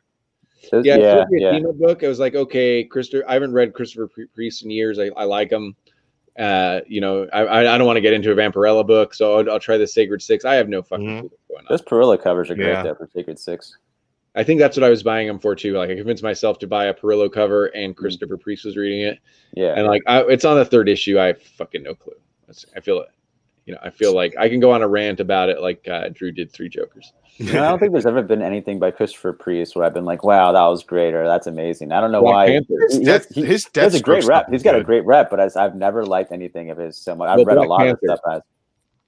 Black Panther is, you know what I mean? Yeah, like, and his Deathstroke run was really solid. I had to read that. Was that New 52 or I read his Deathstroke one, his Rebirth one. I read it. Rebirth. I wasn't that impressed with Deathstroke, man. I don't think I like the way he has like an introduction to the. Well, fine then, be that way. Or it's like certain sentences in the box and opening things, like maybe just a quote. You're just like, I don't know. I don't know. I really enjoyed that series. I think he feels his character's a little stiff because he was a lawyer, you know. So I feel like all his characters are kind of like, I don't know. The Sam Keith cover. Well, I mean, Charles Soule's Batman aren't stiff. He's the lawyer. Arkham Dreams. This is a reprint, isn't it? Yeah, to catch everyone up. I think this issues 1 through 3 because their 4 is finally coming out. It disappeared forever. Yeah, this is it. Issue 5 is the last of it. This issue 5. It's the final issue. Yeah. And I couldn't get through Max. I plan to just sit and read. I think I have most of the run. Mm-hmm. Yeah, I've never read the Max comic. I was reading that Batman crossover. I got to like issue 2, maybe just issue 1, and I was like, "Oh, this is." I knew what I was jumping into, also, but I mean, it's just the Max is not an easy read. You guys read G.I. Joe? I bought number 1 of that Snake Eyes one, right? The Rob Liefeld. Yeah, it was cool. I was going to continue buying it, but then it's like, it just that was an easy one to cut, I guess. But it was like, right. I like Snake. I'm a sucker for Snake Eyes. Like, I think anyone that isn't a big G.I. Joe fan, but that sort of likes it, is a sucker for Snake Eyes. So yeah, agreed. Black Ninja's always cool. My Little Pony Friendship is Magic number 91 is coming out, guys. Number 91, this ongoing series for the bronies out there. This is I was in a hockey forum, like about, I can't remember if it may have been for the Kings, it may have been for just hockey in general. When I learned what a brony was, and this guy admitted he was a brony in a hockey forum. People that don't really watch that, like, it's not like people that know about anime, it's not people that know about any of that. And I saw someone that was respected in the forum prior admitted he was a brony and get just cut down 2 pieces. It was really sad. Like, they like BronyCon used to be in Baltimore every year. Who? BronyCon? Is that what? Yeah, so we would go downtown and just drink and watch the bronies parade around Baltimore. I agree, it's weird, but I feel bad for those guys. We in one of my jobs, when we would leave work to go play golf, one of the bets was whoever lost at golf, and they knew that was the one sport they could beat me at, would have to wear this brony shirt that we ordered, but it never came in, so I never had to wear it. There's no pictures of me wearing a brony shirt. Lies. There's a picture out there. Everyone check his Facebook. I've got a ton of Friendship is Magic. I got like a big chunk of that run because I was buying them for my daughter and she was reading them. And then after she'd read them, I'd immediately bag them, board them, and put them away. And because there's a market for them. And I told JD that I'd send them to him so his daughter could read them. And I just haven't had the time to dig through all the shit to figure out where the hell they are. But the fact there is a BronyCon, I bet you like it's good. I bet you it's like when Powerpuff Girls comes on, I'm like, oh, that was an intelligent episode. Like, it is. I watched a lot of Friendship is Magic with my kid, right? And it does everything right for like a franchise marketed to children. And I think that the easiest way to get that, what it really is to hit up Patton Oswalt does a bit about it, where he talks about how he doesn't want to watch Friendship is Magic with his kid, and then he starts getting into all the minutia about why he doesn't want to watch it, and it basically is just proof that he's watched too many hours of it. And it's a really hilarious bit, and it's so goddamn accurate that, like, I mean, in the way that Star Wars markets like these action figures to kids for like a guy who shows up in the background of one fucking scene in one movie, like from 30 years ago or like 60 years ago at this point, and you're going to buy his action figure because he just showed up in the back of the cantina in one shot. They absolutely lean right into that, and they do a great job marketing to these kids. Like there's a character that represents everything. Well, let me ask you then, Drew, as someone who doesn't just outright hate it, and then you had a daughter, so you watch a lot of it. But what's the thing you're talking about marketing to kids, though? But what's the thing in that's marketing mostly to little girls, even though it might be trying to be neutral gender, but it really is going to little girls, right? But what's the thing in Friendship the Magic that makes a bunch of dudes our age like it and go to things like BronyCon? Like, why did people get into that? Like I that's what I don't understand. I'm sure like if I watched it, I'd be like, oh, that's pretty good. The same way with it's very, very well produced, and I think that they do a great job with the storytelling. And the question of why dudes our age are into it is very, very vexing to me. I don't understand. It's vexing to you, okay? Yeah, it's I mean it's good for what it is, but like you watched it with your daughter and you didn't hate watching it. You didn't hate yourself. Right. Yeah. It's like the songs are well written, the animation works, the fact that like there's a continuity to it that is kind of enthralling. Like my daughter will be like, oh, that guy is this person's cousin, and he used to do this in this other episode. And like then he shows up in the background of this one, and she's like, oh, there he is again. And like and it hits you the same way that anything with a really engaging universe does. It's just thought out on a level that should get more respect than the average children's show does.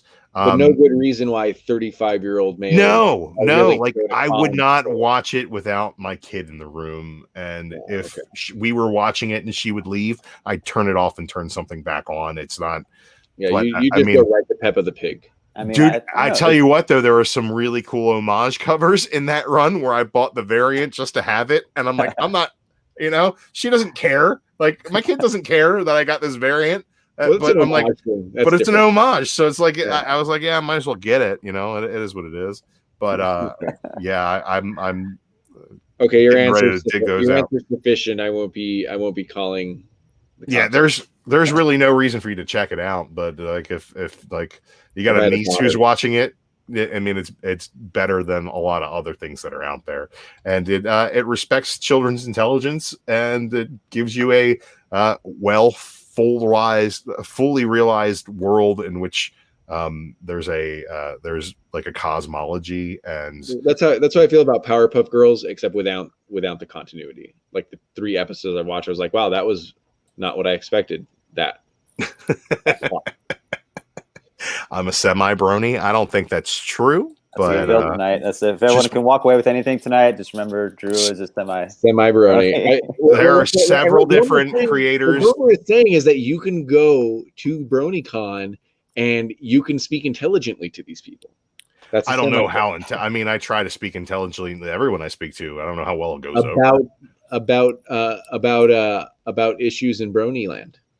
I know that the one used to be called Derpy. Now it's not called Derpy. It's like there's a Doctor Who pony.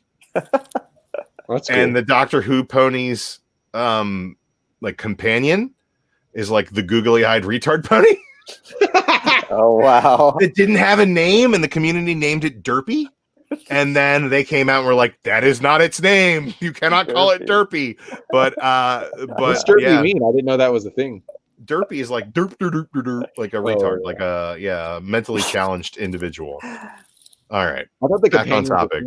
Yeah, let's get back. I'm not trying to fool anybody. I know the lore. I know more of the lore, honestly, from the Patton Oswalt gimmick than I knew from actually watching it with my kid. But she would tell me that there was lore, and I'd check out when she was talking about it. Probably the same way that everybody checks out when I talk about comics IRL. Hey, Bear Island came on just in time to figure out his new documentary. Yeah, there you go. Yeah, to know the topic of his new 45-minute documentary. Is my bronyhood? Brony Man show. I'm down. It's not a true story, but I'm definitely down to work on that. Optimus Prime crossover. Yeah, they're doing a MLP versus Transformers book, so people are definitely in for that. Wait. He needs me to be a brony. Look, it's not about me being the hero that you want. It's about me being the hero that you need. Drew Brony Chew. On that note, let's go back to what's coming out. Voyage of the Stars. That's Freddie E. Williams' second print variant coming out. Derek Robertson's doing a cover for that too. I'm not a fan of his art, so I will not be picking that up. I read the first one, and then in the back I read that it was a podcast. You should probably listen to the podcast first, because then it's a semi improvised podcast, and then so it's like a audio play. Yeah, semi improvised, and then they made a comic about what came out, and it was like number one was fine. It was just very cartoony, but it sounds like it'd be a really good podcast. Did you guys listen to the Sandman? I'm halfway through it, and I love it. Next week we are getting a big drop from Image. That is crossover number 1. Boom. This will be the book that everybody's talking about next week because it's Donny Cates, and I'm going to be buying it not because it's Donny Cates, but because it's Jeff Shaw. And I love Jeff Shaw's work. Donny Cates is just some icing on the cake with that. And I think that it's going to be really cool storytelling. Yeah, so I love the 1 in 100 of that sketch of that. Well, Donny Cates and Jeff Shaw together. Donny Cates and Jeff Shaw together again is great. The Raw variant, is that the one? No, that's not it. That's a different one. There's like 3 Jeff Shaw covers. Cover C? Nope, that's not it either. No, it's a 1 in 100. I don't see it here. No, it's not there. It's not listed. Oh no. Oh well. Well, there's a blank variant and draw your own cover. Department of Truth number 1's coming back out with a second printing. I haven't read that yet. Are you guys enjoying that? I did not read it. Truth. Oh yeah, I have that. I have the Jenny Frison cover right here. That was actually really good. It's that kind of art though that you either love or you hate. You're either in or you're out. Yeah. But I love it. I think it works perfectly for like conspiracy hubbubaloo. Mm-hmm. With the weird textures and stuff. Sort of like, maybe like a Philadelphia thing. Right. But like, it's really good. It's really weird. James Tynion is the guy. I know he's the hot thing right now, but James Tynion is the guy I always like. To me, another guy I can think of like that is like a Dan Abnett or something. Is where if I picked up one of his books, I think it'll just be solid. It doesn't blow me away. Mm-hmm. And that's just the way I feel about Tynion. And I always knew I could pick up if I'm not reading a Tynion book for a while, I remember I wasn't reading a Tynion book, and I picked up Hell Arisen, and then I couldn't finish it because all the fucking punchline shit. I don't tend to like Tynion stuff. I think he's just real solid. I didn't read the Batman stuff. I think he works well when he works within a universe, but like people raved about Wind, and it just seemed like such paint by numbers, boring fantasy to me that it did nothing for me. I really liked his Justice League Dark as well. So I like Justice League Dark. Wind, I read the first issue, but I mean, I felt bad because he wrote it to be a full original graphic novel. So that's how I'm going to read it, no matter how Boom decides to release it. What's his other? He has one other indie though. He has a different indie though that is good. But yeah, he's it's just his stuff doesn't do anything for me. Yeah, I liked him on Batman. I didn't think it was anything groundbreaking. So something is killing the children. Exactly. Like people are so nuts about that book. Yeah, I read issue 1, and nothing really made it stand out as special to me. I read volume 1, and it's a strong, 8.5 B to me. Maybe skating on a B plus. But I just don't, and so, when I talk about it, it sounds like I don't like it, but I just don't understand how like people are nuts about it. Like, I don't get it. Like, Orca Slaughter's a really cool breakout character, you know what I mean? But it's like, I don't get how it's that big, but I enjoy it. It's like what I just said, like James Tynion is like Dan Abnett. I know that when I pick up his book, I'm going to like enjoy it, but I don't understand like the crazy. Did you guys get a chance to pick up his Razor Blades magazine? No, because it's $14. I mean, issue 1 sold out, but I mean, issue 2 just came out. Yeah, it's $14. Yeah, it is. And the first one is a lot more. It's going for a lot, but I think they're going to do a reprint sometime soon. So, like a second pressing. But yeah, I mean, I heard it's good. A bunch of horror stories and it's a bunch of other collaborators too. So, like an anthology. Firepower is coming out with number 5. Oh, excuse me. I must be allergic to the worst art in a Samney book ever. Firepower. I agree. It's how does such a great artist look like such shit? But like I guess he's going for something different, and he's failing miserably. So I will not be buying that book. Pretty violent. I think that this book is better than I gave it credit for. I've been enjoying this. It's just so stupid. It's just dumb, cartoony fun. But it's pretty great. I enjoy it. It looked like I Hate Fairyland to me, and I didn't ever read it. I love I Hate Fairyland, but I didn't read Fairyland was great. I think that my initial reaction to Pretty Violent is it didn't have the heart that Fairyland did. But it had some strong jokes, and I thought that they worked. You skipped so much, dude. Drew, you skipped so much good stuff. What did I skip? Inkblot's worth talking about. Lost Soldiers. Well, tell me what you want to talk about. I'm, Inkblot. So Emma Kubert. Yeah, so Inkblot is this is like I think we talked about it last time. This is more like you like listening to Mike Patton do a pop album or something, right? Like Inkblot, if you didn't know what they were doing, it's just a decent book. But Inkblot is written pure Marvel method.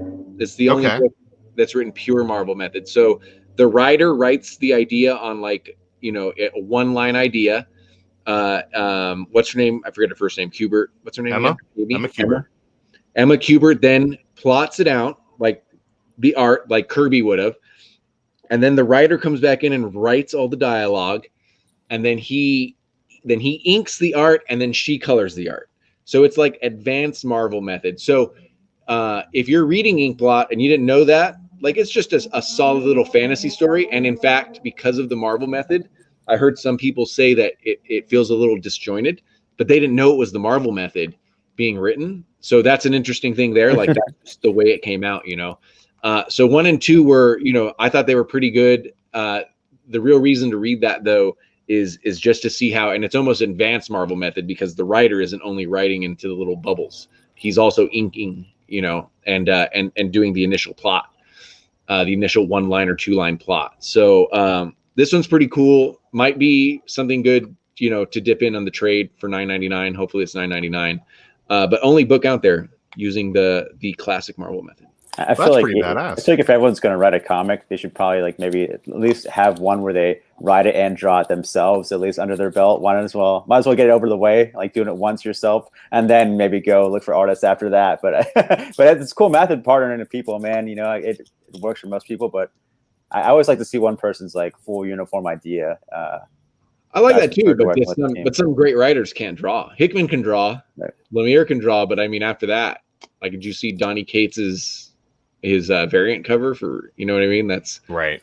You know what I mean? You'd miss out, right? Because they're such different skills. I don't know. Would you though? Because I think art is subjective, and it is pretty bad.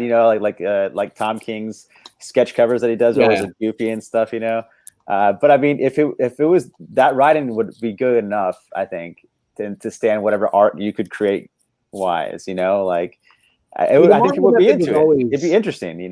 Yeah, I guess it's Emma Kubert's first book that she has a writing credit on. Right. I mean, I've heard absolutely nothing about this book until you just told me. Yeah, this is like her first book, though, right? Yeah, Inkblot. Oh, you'd never heard Inkblot? No, man. I like there's like no grumblings about Inkblot in my daily circles, which is strange if it's being written that way. I think at least it should have heard about it.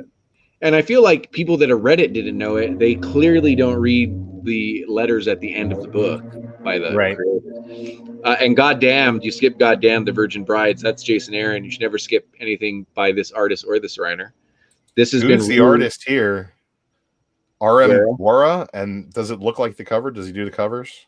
Yeah, it looks like. Did you read the first goddamn? No, but if that's they have a Cerebus cover, right? An homage cover. If that's the art, I'll be passing. Goddamn. Well, goddamn's great.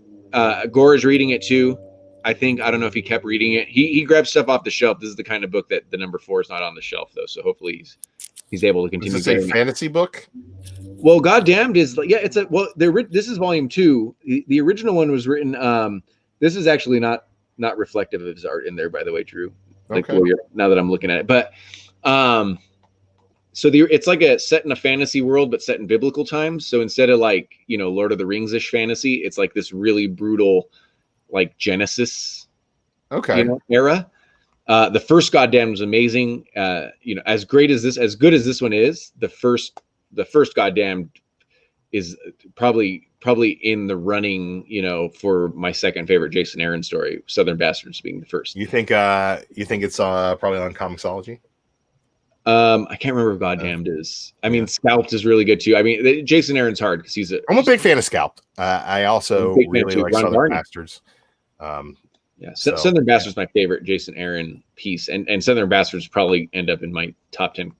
I love his Wolverine. I love his work on Avengers. I liked his Thor. I see no reason not to give him a try on something else. Up there, Coffin Bound that you skipped. Coffin Bound. I hated Coffin Bound, dude. Issue 1. Jason hates Coffin Bound. We're not allowed to talk about it. Oh man, Coffin Bound's one of the best things out there. And Dan Waters, I think is gonna go. I think Dan Waters is gonna reach that for British authors that Cy Spurrier, Kieran Gillen level. I think he might stay indie though because he's a weird writer.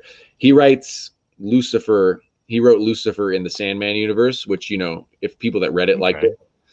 And Coffin Bound was really good. Jason didn't like it. I read the whole trade. So I only read issue 1. Issue 1, I was like, I'm not. What is the elevator pitch for Coffin Bound? Did you read Pretty Deadly by Kelly Sue? Did you read that? Not read Pretty Deadly. Yeah. So I mean, here's the elevator pitch that then I'll have to do an elevator pitch for Pretty Deadly. Coffin Bound to me has I guess it's because of the dead animals narrating stuff, but Coffin Bound to me has a feel of Pretty Deadly, except set in a modern drug fueled setting, I guess. It's just really weird. And it's really good. I'm really surprised Jason didn't like it. Like if that's the book that I wanted to, because it looked cool. I had a cool design, and I liked some of the different weird art, and I was looking forward to it. Then when I read issue 1, I was like hugely disappointed. Yeah, maybe try to get your hands on the trade if you see, or if it's on Comixology or something. Yeah. Are you guys reading That Texas Blood? I liked issue 1. It's with Jacob Phillips, Sean Phillips' brother. And his art is just as good. It feels like it's Sean Phillips. But I don't know. For me, it felt like half or almost Brubaker Aaron, or Brubaker Phillips team up. It was almost like it feels like a halfway done one. It has a Brubaker feel. I read 1 and 2. I was always going to trade weight it. Mm-hmm. I read one. Number 1 apparently was supposed to be a one shot, and then what was originally written as a screenplay really started with number 2. I'm told. Cool. I read number 1 and liked number 1. I just that's another one that I'll put it on my list, and then I never did. Yeah, to me those books, Criminal's the same way. They just read so much better in a sitting in a trade. Sure, for sure. But I think every issue of Criminals is so good itself. Like this first issue didn't blow me away. I was like, okay, I could see myself maybe picking this up if I didn't have anything else to pick up.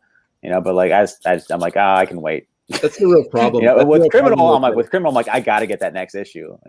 Are you guys doing the Walking Dead color versions? Immediately gets, but it immediately, like when a singer, I remember they called the dude from Bright Eyes the new Bob Dylan, and then all that ever came out is, every time the guy released an album, is like, this isn't as good as Bob Dylan. I mean, Criminal is really like masterclass for crime noir comics. And it's I feel bad for the book that it's immediately compared to it. I mean, so Phillips brother, you can't help being the brothers. It's like hard. Right away. Hooked on the brothers. And so it looks just the cover, the art is similar. Like it just looks like it's a Brubaker book. It looks similar, and he colored a lot of Criminal, right? The colors, are the colors in Criminal are actually very important. As important as the art. So yeah, I mean, it's hard not to compare it. But we should be like, Brubaker is like, for crime noir, he's like the Hickman for high concept weird. I think we should be careful because I thought issue 1 was good. I thought issue 2 was different, but also good. So, I'll enjoy it. What I will say, comparing it to Criminals, I haven't finished Criminal. So I don't know why I would be buying the trade of That Texas Blood when I haven't finished Criminal. So. Mark the Cuddy Sark popped in, says you like some strange stuff. I'm finding some interesting stuff. Are you guys going to be reading the Walking Dead color reprints, or no? I've never read Walking Dead ever.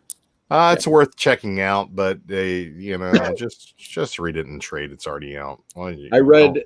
Don't wait for color versions. When did Walking Dead end? Last year? No. What like 192 or 193? So I picked up 192 on a whim, and then Rick died at the end of it. And I go, whoa, this is, I just know Rick from people talking about it. I've never watched the show. I never read the comic. I go, oh, this is a great jumping on point. I'll read it from here. And then like weeks later, he just ended it. Yeah. So actually, they did fake solicits to throw people off of the fact that they were ending the book, which was great. Yeah. And people were all pissed off that they couldn't get the last issue, and it went up in value. And oh man, it was a great ending. It was a happy ending to The Walking Dead. Who'd have thunk it? I enjoyed it. But I picked it up thinking I picked it up on a whim. I'll pick it up on a whim. I'll read Walking Dead, and then when I saw Rick die, I mean, spoiler alert, guys. When I saw Rick die, I was like, oh, why not just start reading it from here? Mm-hmm. So I was able to finish out the run, but then I just bought the last issue. The last issue was good. I thought it was solid. I liked the way that it all ended. Like they were kind of like there were a few like hanging threads when Rick died, and they kind of just ignored him and did a time jump and showed the world from Carl's perspective in the future. I dug it. Who knows how the show will end? I mean, not that way because Carl's dead. The loose ends would have been like, I think that's why he ended it. The loose ends would have been stuff that were almost covered. Okay, it's another like group of people, right, with like internal politics, So yeah, I think that's why he did it. Be like spin-off series coming out, and that's what they're about. Is they're filling in those holes? I don't know. All right, who fucking knows? Like that dude, he writes the good zombie stuff. And if he writes more zombie stuff, people will buy it. And if he doesn't write more zombie stuff, they'll buy whatever else he writes. Oblivion Song's almost over. I thought that was a fun ride, and I'm really enjoying that. And I hope that it wraps up strong. But I was reading that too for a long time. I solid. Definitely have some catching up to do. I think maybe past 7 issues, but that's cool. I didn't know that they're ending that. So yeah, let's move on to the real comic books, guys. Marvel's releasing some stuff. We got Amazing Spider-Man. It's getting 51 point LR. What the hell is that? Oh, you don't know what this is, Drew? The hell? They're marking the last rights. There are 2 Amazing Spider-Mans 51. There's the regular one, and there's number 51. Last rights. Do you know why? So Amazing Spider-Man completists have to buy 2 number 51s. Good. That's nuts. It's the worst thing I've ever seen. Oh, it's the worst thing you've ever seen. Did you read Three Jokers? I mean, that's kind of how earlier in the series, that's how the Kraven the Hunter 1 or 2, right? The Hunt, it was like 0.1 issues or 0.5 issues. Yeah, I like those point issues. I dig it. Oh, if they did that, that's bullshit too. I thought this was the first time they did it. But there's 2 Amazing Spider-Man 51s. Where does that even go? No, one's 51 point LR. Yeah, that goes behind 51. This is unacceptable. I mean, if you don't understand how letters work, then I guess it's unacceptable, but I accept it. Yeah, it's unacceptable. This is Atlantis Attacks. Well, let's look. I understand that you're upset. Yeah, this is worse than anything Jeff Johns has ever done. I don't think that's true. Did you read Three Jokers? Is this Greg Pak? I don't know. What is this Atlantis Attacks? I'm not reading it. Oh, Atlantis Attacks, the number 1 came out like last year, like November of last year. Yeah, it's coming Agents of Atlas spinoff. Yeah, I read the first one because my comic store had the $1 on the wall deal. I read the first. I love all that Greg Pak stuff. There was just so much came out at the same time, like you couldn't follow all the agent stuff at once. The problem with Atlantis Attacks was a fine book, by the way, but Atlantis is always fucking attacking. Dude, it's kind of what they do. I was reading Invaders. I really like the Namor stuff when he was doing like the Agents of Atlantis or whatever during Avengers. I thought that was cool. Yeah. Speaking of Avengers, number 38 comes out. Those Greg Pak books are good. At least they're letting Atlantis Attack seem like something that would be perfect for digital only. Yeah, probably. Okay, we got Mephisto's getting stabbed with thorns. Avengers 38. Oh, so is he free? Is he free from Vegas? Because he's been freed from Vegas like 7 times. Yeah, their continuity is real messed up with that. Yeah, who knows? That's the one thing I have against Avengers is that like I'm really enjoying it, but I feel like it doesn't fit with the rest of Marvel continuity right now, which I give a big black mark on it for that. That's just I think shame. Avengers should unite the universe and continuity in a way that Justice League should unite the universe and continuity. I think that both of those books, when they do, makes them so much better. Well, because Thor is not acting like Donny Cates Thor. Right. Black Panther was in a completely different galaxy, yet somehow an Avengers still. Captain America is still in his own book. He's brooding over being Hydra. I don't think he's doing that in Avengers. Right. I don't know really what's going on in Iron Man. I've at least touched into those other books, but Iron Man I never touched in. So yeah, it should do that a little bit better. Like it should take the, at least touch on the arc of the way that the character's acting right now. And it doesn't seem like it's doing it. Although I did want to, Avengers is a book I've jumped in. You've read the whole run, Drew? Yeah, I've been reading it. Yeah, so I jump in and out of it like whenever something looks cool. And I jumped into the Ghost Rider arc, and then the arc that looked cool too, but I didn't read it. And then I wanted to jump into this Moon Knight. Yeah, and like Khonshu thing. Fist of Khonshu was really good. Yeah, it looks awesome. I read the first issue. That's why I dropped off. I need to get back on it, but I was looking forward to that since they announced it. I just happened to stop reading it. But I love all the Darkhold, Ghost Rider, Hellstorm, Sinister. I love all of that stuff in Marvel, even though I haven't read it all. It's like the dollar books I could jump into. So when I see Mephisto in something, I like it too. So. Yeah, for sure. Me too. We got an Avengers 57 facsimile. I love facsimiles. This is going to be great. I'm going to buy this. I'm going to not have to buy the key issue because I'll have even the advertisements with all white pages of shiny new paper. It's going to be so fucking great. Yeah, I won't have to spend over $300 on a book just to read it and enjoy it the way it should be enjoyed. I love facsimiles. How do you guys feel about facsimiles? Drew, buy two and send one to CGC. There you go.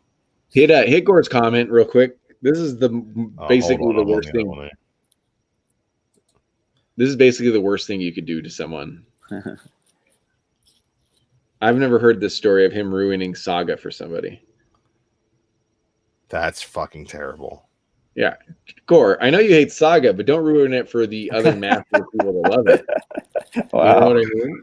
I thought you were a nice guy, Gore. Yeah, what's going on? You learn something new every day. Apparently, Gore's a giant sack of shit. Yeah. Over here. It was a prank, bro. It was a prank. You pranked the shit out of her. Oh, that's hilarious. If you guys want to read Black Panther's Intergalactic Empire of Wakanda, you can read it all. I read the first arc, and I did not like. Well, let me tell you this much right now. It's way better than I thought it was going to be. I really enjoyed it. I thought that's maybe the best Ta-Nehisi Coates I was so excited for that when it was coming out, and I was waiting for that. I was like, this is going to be amazing, and read the whole entire first arc, and I thought it was boring as hell. I agree with Drew. Jason, you're really disappointing me with some of your appearances. I think I might have to change my Doomsday Clock just based on this logic. I've really enjoyed that Black Panther run. I thought it was great. I have not been really keeping up with the first 6 issues. I thought were phenomenal, and I'll go back and read the rest. Well, for Black Panther, for me, like whenever it's weird, high concept sci-fi, like it already gets like bonus points. Like I just like different ideas, weird high concept stuff. Yeah. So I mean, I was probably gonna like it anyway, more than like, Black Panther hiding in Wakanda or whatever. For me, just because it's in space doesn't make it good, though. It's like it has to be like something different or clever. About I think that the way it works in space is actually really clever because of the way that it. I mean, Black Panther has a tradition, at least in modern comics, of being a voice of the African experience in a way that I think is very different from the way that this book works. And I think that it also takes in a lot of that international Black experience and turns it intergalactic in a way that makes it digestible. It's not the same old Black Panther story, but in the same way it is the same old. It made Wakanda conquerors. in intergalactic space, And I think it definitely turns the whole concept on its ear, but still works within the same themes in a way that I think is really read it. That sounded really exciting to me. It's almost like an alternate history, but it's it can fit in continuity. But I was really stoked for it. It's a cool concept, but man, the way it was told, it was not to my liking, man. They took way too long for him, like getting his memories back. It was just. I agree. I think it kind of took its time, but I enjoyed the way it turned out overall.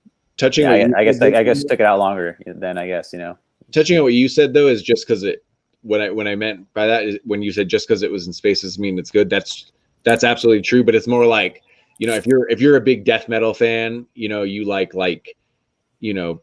Bloodbath's third album, or you know what I mean. Like if that's your sound, then you'll be okay with some of the stuff that someone that just touches in on something thinks is more generic.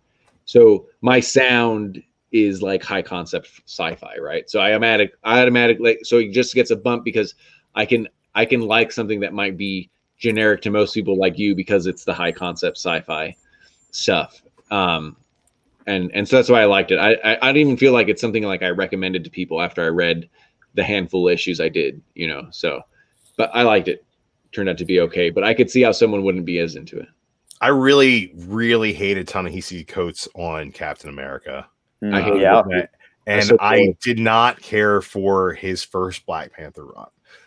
That being said, I really enjoyed this in a way that I didn't expect myself to enjoy it. I gave it a shot on a lark and very much enjoyed issues 1 and 2 and put it on the pull list. So if you're against trying Black Panther because of the way the character has been treated recently and the way that you've taken in the author's other work recently, I would say don't use that as an excuse. But Jason didn't like it, so it's probably like Doomsday Clock. He's wrong about it.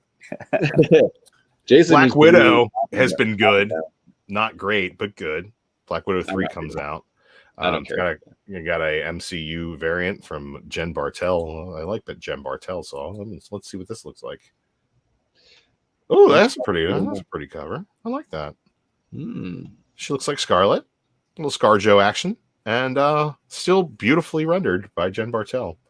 That being said, she's like the same palette 24/7, right? She never changes from those colors. Oh, settle down. Didn't you see that storm, giant size storm? That's a beautiful cover. There's all kinds of colors on that thing.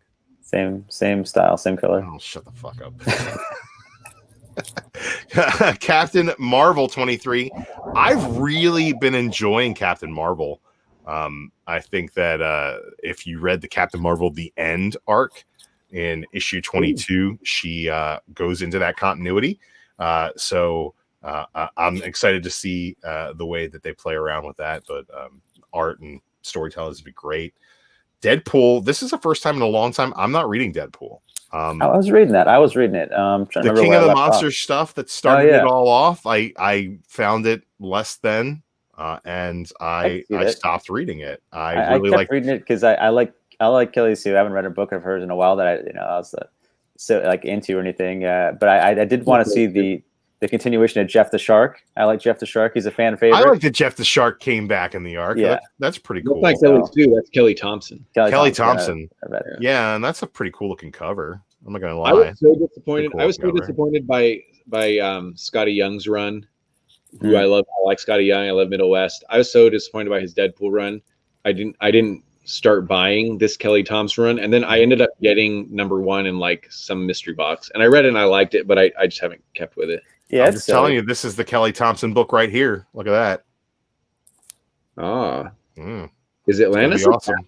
Is Atlantis attacking? Atlantis is attacking. How novel, right? There's a B cover by Daughterman, which I'm sure is beautiful. Yeah, it is. Yep, that's going to go in the collection. Empire trade paperback. If you guys didn't read Empire, now you can read Empire. Wow. Look at that. Here's my Empire story. Here's my quick Empire story. I was like, I'll definitely wait for that. Oh, that's the Empire X-Men. That was actually really good. Yeah, that is worth checking out. I want to read that. My Aliens, Plants versus Zombies. I was gonna wait. I'll just wait till it gets to Marvel Unlimited. And then like as I was flipping through Marvel Unlimited, I realized, oh, I've never read Annihilation all the way through. Yeah, start doing that. Yeah, why would I ever read Empire? Because it's good. Empire was good? Yeah, it was good. It wasn't great, but it was good. Oh yeah. I don't know if I'd do Empire. I will eventually because I paid for it. Snooze fest. If you want to be really bored. Look, as one of the only other people I know that liked Age of X-Men, read Empire, give it a shot. You got 3 people on this panel like Age of X-Men. The only 3 people. The only 3. We should just be doing an Age of X-Men podcast, and nobody would be here in the chat. Incredible. X-Men channel. Let's just start from Age of Apocalypse X-Men #1, and just let's go to every appearance of Nate Gray until he disappears again. There you go. He always disappears. They're like, you can't have this god level guy here. He needs to disappear. Oh, he's back. Straight up Age of X-Men show. Yeah, I mean, it was pretty solid. I'm gonna give it a 8 out of 10 on Age of X-Men, and I'm gonna give Empire an 8.1 out of 10. What? 8.1. Wow, you're the only person that I've heard have good vibes towards Empire, and you liked Empire better than. There's a lot of people out there hating on Empire. It's so boring. If I don't give a crap about career scrolls, like just because you don't care about the race war of the last century in Marvel Comics doesn't mean that everybody else doesn't. Listen, when you say race war, I'm there. Yeah, exactly. That's exactly what it is. It's a race war. And the Katati also, yeah. It's just like, fucking plant people, man. Who cares? Dude, there is so much good stuff that came from Empire. We got the best Magneto has been pop out with his hot claws in was it X-Men 11 when he's just like raining bullets down upon the Kotatis. He crashes the dude with a satellite. I heard all the cool stuff happen in the tie-ins and all the rest of there was a lot of cool stuff in the tie-ins. Empire X-Men. Everyone said like the reason to read Empire was the tie-ins and not the regular Empire issues. Empire, the regular issues, right? The best art has been in a big event in a very long time. You guys are driving me to drink. I like War of the Worlds, man. That's what happens. You know what? Look, let's put this in the high gear. Guardians of the Galaxy. You guys reading Guardians? No, I've read the first 2 issues. I'm reading Venom. Al Ewing. I'm picking it up, but I'm not reading it until I get a bigger chunk, so I can just kind of force myself through it. I did not like the first issue. Hellstrom, Marvel Tales. Oh, this is dope. I ordered this. I ordered that cover, dude. Dude. I can't wait to get that. I ordered it. I'm so Son of Satan, baby. Dude, I've been waiting for that cover for so long, man. That's Hellstorm. That's Hell. So you're going to buy it for the cover, but those are literally dollar books. Yeah, I know. But I'm rereading. I even have like that image of like Save My Phone, like the Virgin cover of the art before the title. I love that font though that they have. I'm rereading. What are they? What's collected in this? These, do we know? Yeah, it's like an older like issues. The 90s. Yeah, are we getting the Premiere 12? Is that the one? The origin of Hellstrom? No, because it's called Hellstorm. It's not okay. So it's the 90s stuff. It's this 90s stuff. It says in the solicit. Read it right there. Hellstrom. But it says Hellstrom and it's Hellstorm on the cover. Oh my goodness. Yeah. So this book. All right, read more. Son of Satan #1. No, that's in there. First appearance in Ghost Rider 1973. It's in there. I think it's going to be his best hits. You know, it's like Hellstrom, Prince of Lies #12. It's got to be his best hits, right? It is. Yeah.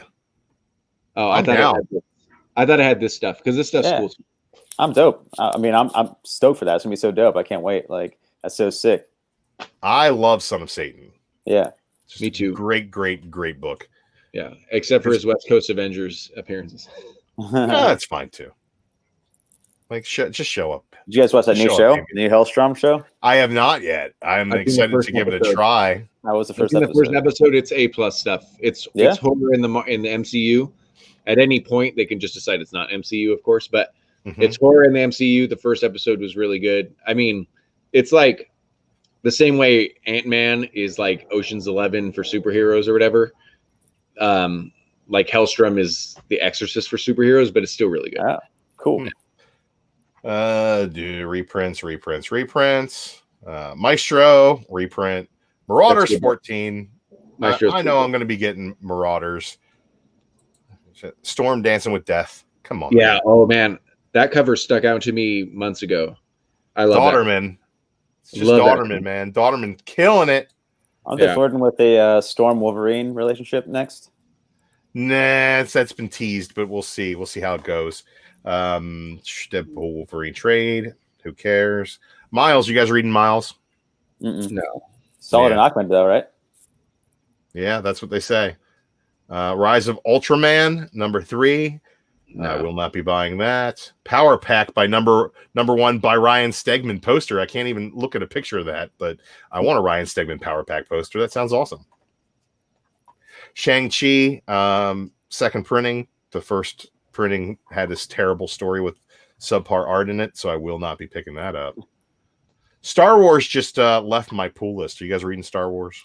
I like it. I'm a fan. It was one that I thought I could trim the fat and get rid of. I dropped Bounty Hunters as well. I dropped Bounty Hunters wasn't on my pull list, but I dropped Star Wars and I dropped Darth Vader and I kept Dr. Aphra. And the guy at the LCS is like, "So you're keeping the bad one?" And I was like, "Yeah, I guess." That's surprising. That is surprising that you're keeping Dr. Aphra. But I like Dr. Aphra as a character. I love Dr. Aphra as a character. I would say though that if you're not a huge, I mean you are a huge Star Wars guy, but if you don't care, I think they should still be read, but those are easily things that are read on the Marvel app. Right. And Marvel app stuff to keep feel like the start to the second Vader arc to me was like, okay, I don't really need any of this. I like the first arc, but then after that, it's just like the Emperor's going to be like, "We're going to take your legs and leave you on this planet and be hunted by a fucking Sith assassin." That Sith assassin is going to last for 4 issues and get his head cut off. And I don't care for it. And I don't really want to read it. So I feel bad though. I like it, but I feel bad putting, Greg Pak is one of those guys that can write good enough a lot. I mean, there's some great Greg Pak stuff, don't get me wrong, but he's like prolific. So there's some bad Greg Pak stuff too. And I've already said I like Arrow and all the Asian stuff, right? So I'm not an anti-Greg Pak. I feel bad for him, being like what I consider a workman writer, having to go after a classic Kieran Gillen run and a classic Charles Soule run. Because there's no way. Agreed. It could be as good as those two. Greg Pak is just going to do a solid monthly book at best. So I feel bad putting him in that position while Charles Soule is writing another book that people, whether you like it or not, Drew, people are going to end up liking it. Like most people. That Star Wars book is better than the Darth Vader book right now. But I decided I was going to drop them both because it's just, for me, it's a cost issue. And I'm not enjoying the Star Wars as much as I'm buying it. So the cost issue is big. And that's what I said. That's perfect for Marvel Unlimited. Like it should be read if you're a Star Wars fan for sure. But perfect for Marvel Unlimited that you're paying for anyway. And they read so quick. They do. I mean? And I like the way that they sprinkle in new continuity into the existing story. And it doesn't really disrupt anything. It more gives you context. But at the same time, it's just not enough new for me to pull me into that Star Wars story. Yeah. And the Darth Vader, I feel really bad because what was a really good first arc, I think, from Pak, I think that I get the vibe that the second arc is going to be paint by numbers. And that to me is like, I guess it doesn't show a whole lot of faith in his storytelling, but that's just me, man. That's where I'm at on it. It's a monthly, the way you're describing it, and it's what I sort of expected. So maybe my expectations were low. I just didn't think he could ever do as good as Soule or Gillen. I just don't think there's enough. A monthly pulp book. Like it's good enough to have a Darth Vader book on the shelf. Right. But if it's a money issue, that's $4. You could be buying, you could be buying Friendship is Magic homage covers. It's true. Yeah. All right. Thor number 9 is coming Phoenix out. Variant covers. Are you guys going to buy all those Phoenix variant covers? I'm not. I bought all the Alex Ross covers, and I think that might be the last time I buy all the variants for a while. That's much better than Phoenix variant covers because introducing the Phoenix again, it's so dumb. So dumb. I hate the Phoenix Force. I'm buying all the King in Black covers, all those crazy ass covers. So. Those are cool. Are you guys reading Thor? I am. Jason, you finally get the payoff to the idea you threw out. Yeah, that was my idea from the get go. What? Bring back Donald Blake. Yeah. Oh yeah. We talked about that. That's good. Yeah. I'm glad they're bringing it back. I didn't realize that I didn't because I'm not a huge Thor. Wait a fan. second. This Phoenix variant is with Jenny Frizen. I might buy that. Ooh, that's hot. That actually does look cool. That's what I'm saying. Yeah. But Thor, I actually didn't realize that they separated Thor and Donald Blake way earlier than I thought. I thought that was like relatively recent separation. I didn't realize that it happened like in the 80s or something, right? Yeah, a long time ago. Yeah, I thought that was like 90s, 2000s separation. So yeah, I was surprised Jason Aaron never touched on it. We're getting a couple of True Believers. I buy all of these. Yeah, I got Black Knight. There we go. Yeah, I have this idea, which I can't do because of the pandemic, that I have all these True Believers, and I was buying them with the 35% off on the online store. So they were only costing me like the 65 cents or whatever. And I had this idea that I would just like be the coolest guy on the street and give these away for Halloween. That would be pretty badass. I think that'd be cool. It wouldn't be that expensive, No. I mean, it would be actually super expensive because I mean, how many could you really do? Like 100, right? That'd be a lot, right? But I thought that'd be a cool thing to give to the kids. That is cool because they're also safe, right? But now I just have these stacks of True Believers. Yeah, that's dope. Isn't this like a $1 issue already? They've been doing that though.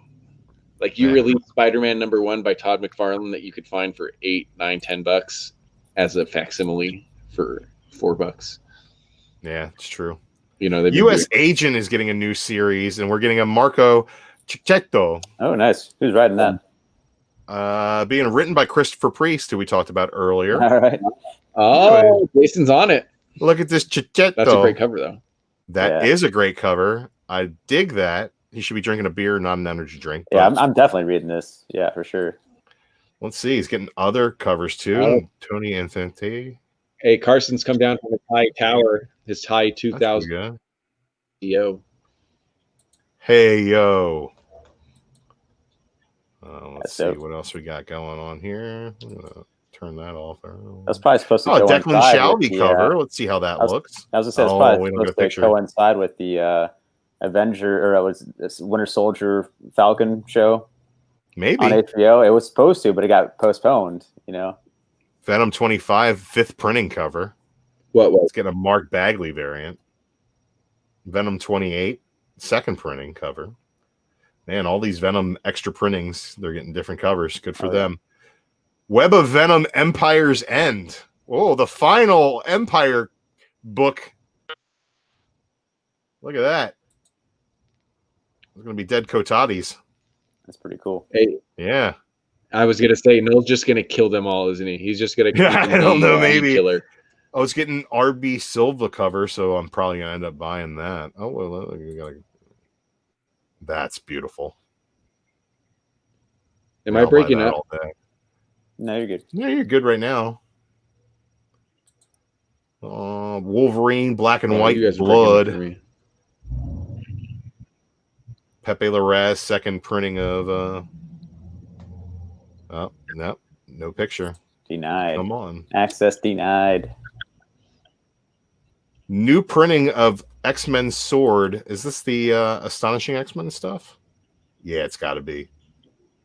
Yeah, that's the Abigail Brand story with Lockheed. I'll probably read that. We're getting X Factor #4 2nd printing. Who cares? And X-Men #14 comes out next week. Pretty dope Apocalypse cover there. Yeah, that's sweet. Can't wait to see what Apocalypse is going to do with his baby mama. Show me what the Apocalypse going to do. If you guys played Horizon Zero Dawn, you cannot buy this book unless you're getting a Peach Momoko. It'll sell some Peach Momokos. Zenoscope. Horizon Dawn #1 was drawn so terribly. Horizon Dawn #1 is one of the worst books of the year as far as art to me. Wow. But you got Peach Momoko on the cover, and that's what's going to sell this book. I was going to say, was the storyline, is this before the video game, or is it like part of the video game?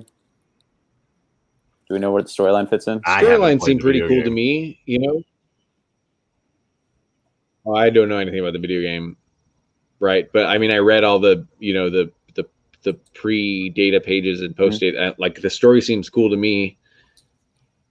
Yeah, I pre-ordered a PS5, and I'm gonna buy that sequel, that game, because like that game was specifically made for PS5 and to push those graphics. Like a lot of these other games, like the Miles Morales ones, like it's nice, but it's like they didn't make it really for, I don't know. There's some other games that they're not pushing its full potential, or you got to go like not full 1080, you know, or 4K. But yeah, dude, so I want to get that game, and so I want to read the comic because I was curious to know what the storyline is gonna be part of the game. Or what. I just started playing the first one, so I'm hoping to beat it in time before it comes out. So I don't know, man. If it happens to be like the whole entire video game story, like I don't really want to read it. But if it happens to be like an in between thing, I might have to. Was it good? Did you not like it just because of art? I mean, I know I can tell you. I don't know. It felt to me like it was taking place after a game. So, but I doubt that they would release it after a game. So maybe it's just before it. Okay. The art's the terrible. game's been out for a couple years though. Like it's like 2 years old. So right. Comic series finally coming out. Yeah, and this one. Carson says they did the same thing with Life is Strange. Fun game, good story, comic with horrendous art. Damn. Yeah, that's the thing with a lot of those. Where like Cyberpunk had great Cyberpunk 2022 had great art and a great story, and I have no idea what the game's about. Yeah, that Cyberpunk comic looks amazing. Yeah, we'll see if that Cyberpunk video game's any good when it comes out in 3 years. Yeah, I know, right? Oh man, I don't know. It said what, December? They said, I think now. Well, who I'm knows? still waiting for Duke Nukem. No, that came out. The Borderland guys, the Gearbox guys made that, and it was terrible because they released the game as is, and it was like they're like, "Hey, what a piece of shit!" That for years. All right, guys, we've been doing this for over 2 hours now.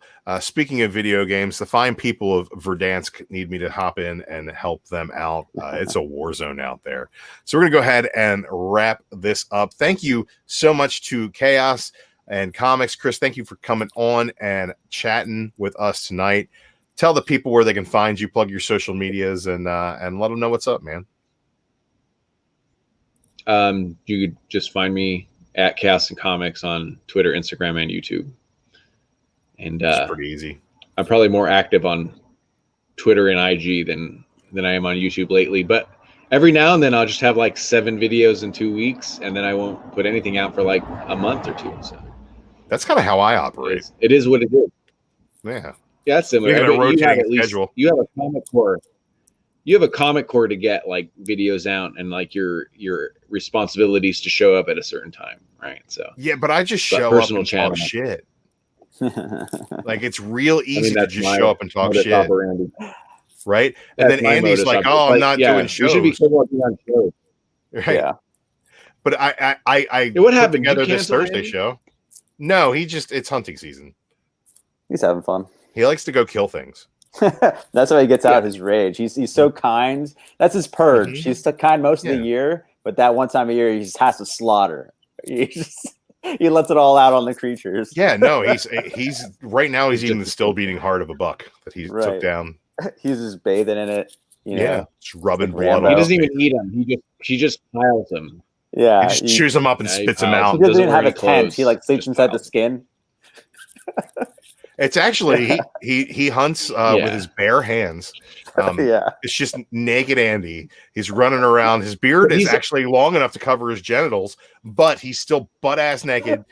He's like taking a deer down, like just chewing on its throat, and then like he just leaves it dead by the side of the road. Adaption because his beard's so long.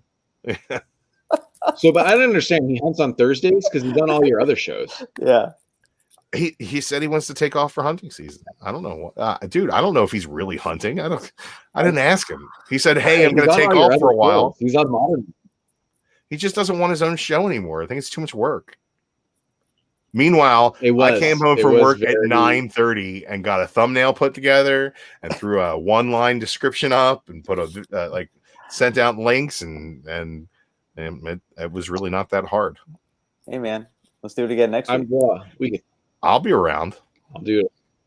Sure, let's do it. I mean, tell him you took a spot.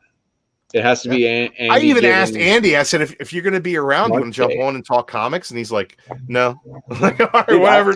I wanted to do this like on Wednesdays at 9:00, like an hour before. I would love that. I've been working Wednesday. So it'd give us like an end time. You got to finish it before 10:00, you know? Like, right. Oh, end times suck.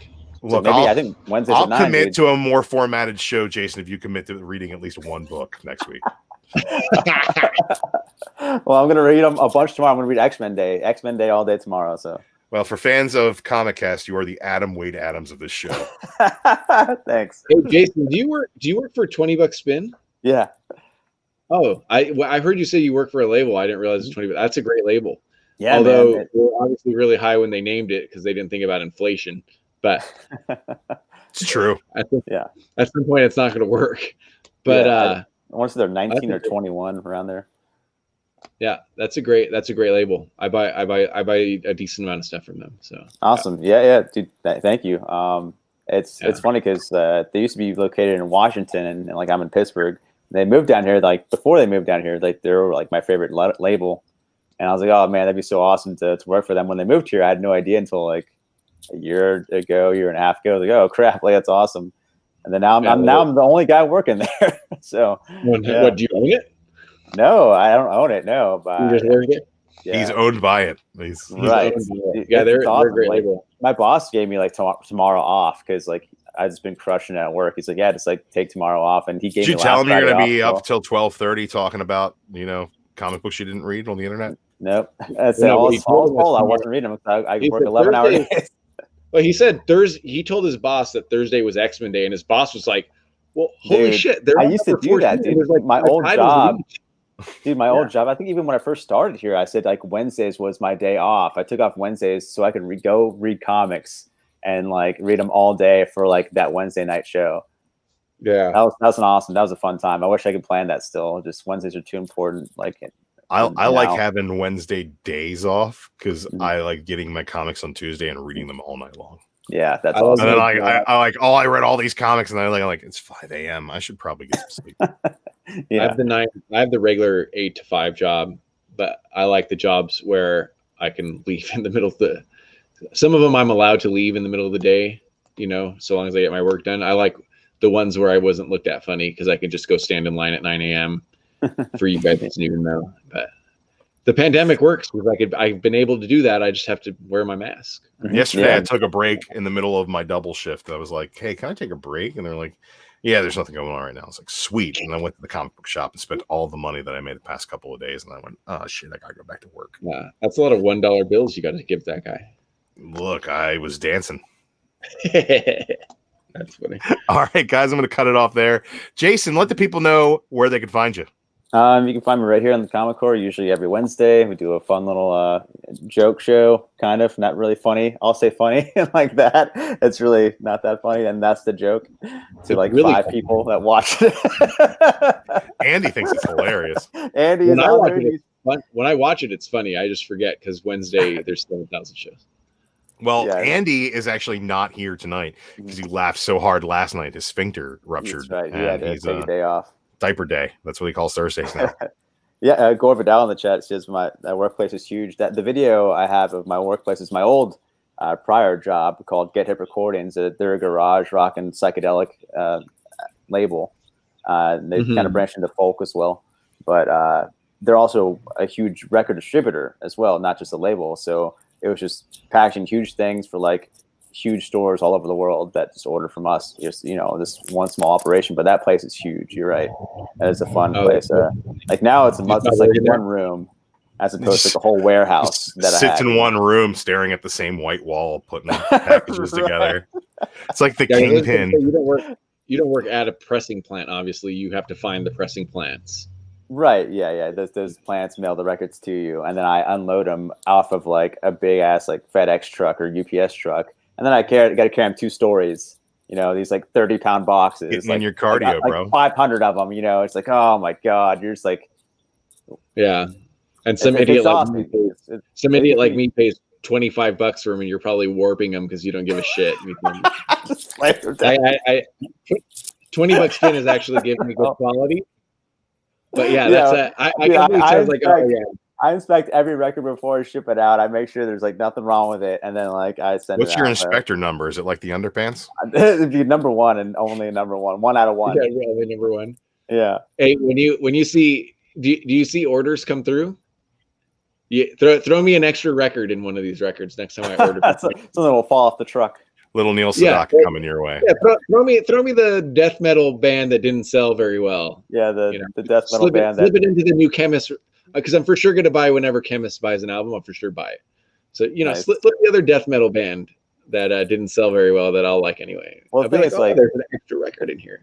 Like, I don't think we had that. All our records we put out, we sell out, and then we have to repress. Oh, Mr. Right Humble Brag. Yeah, like they immediately sell out, and we have 3 pressings right away. There's like black vinyl, and then there's like 3 color options usually per album, and they all sell out. And then we have to get it pressed like 1 or 2 more times, and then we already have like 2 or 3 albums from other bands out at the same time too, which is like constant, nonstop. I've noticed that about $20 spin, but see, you guys have gotten big enough that you should have learned your lesson.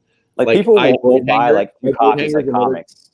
Like people buy two copies as like comics. You know what I mean? They keep one sealed to sell at a later time, and one to flip now, or one to listen to, one to flip. That's how it is. Yeah, but they're pressed at 300 or 500. Like that's a $40 to $60 investment, and that's a whole other game. In the music, which we've learned is worthless. Dude, the vinyl stuff is exactly the same as comics, but it's like $8.99 a month. That's what music costs. Dude, Drew's trying to get off, but we should get with Mike and do a metal show. Yeah, all right, we can do that. Talk about. All right, sorry. You guys should do a metal show. I'll watch it. Yeah. We talked about it for a long time ago. Like, I'm a punk rock guy, but he likes like. I like metal. I just don't know a lot of metal. Album. I'm into definitely more poppy stuff. Like I would say that the metal and punk that I'm into have a pop sensibility. And that is not to say that I don't enjoy some more alternative type of metal and punk and electronica. I enjoy a little bit of everything, but I'm just super picky about what kind of strange things I like.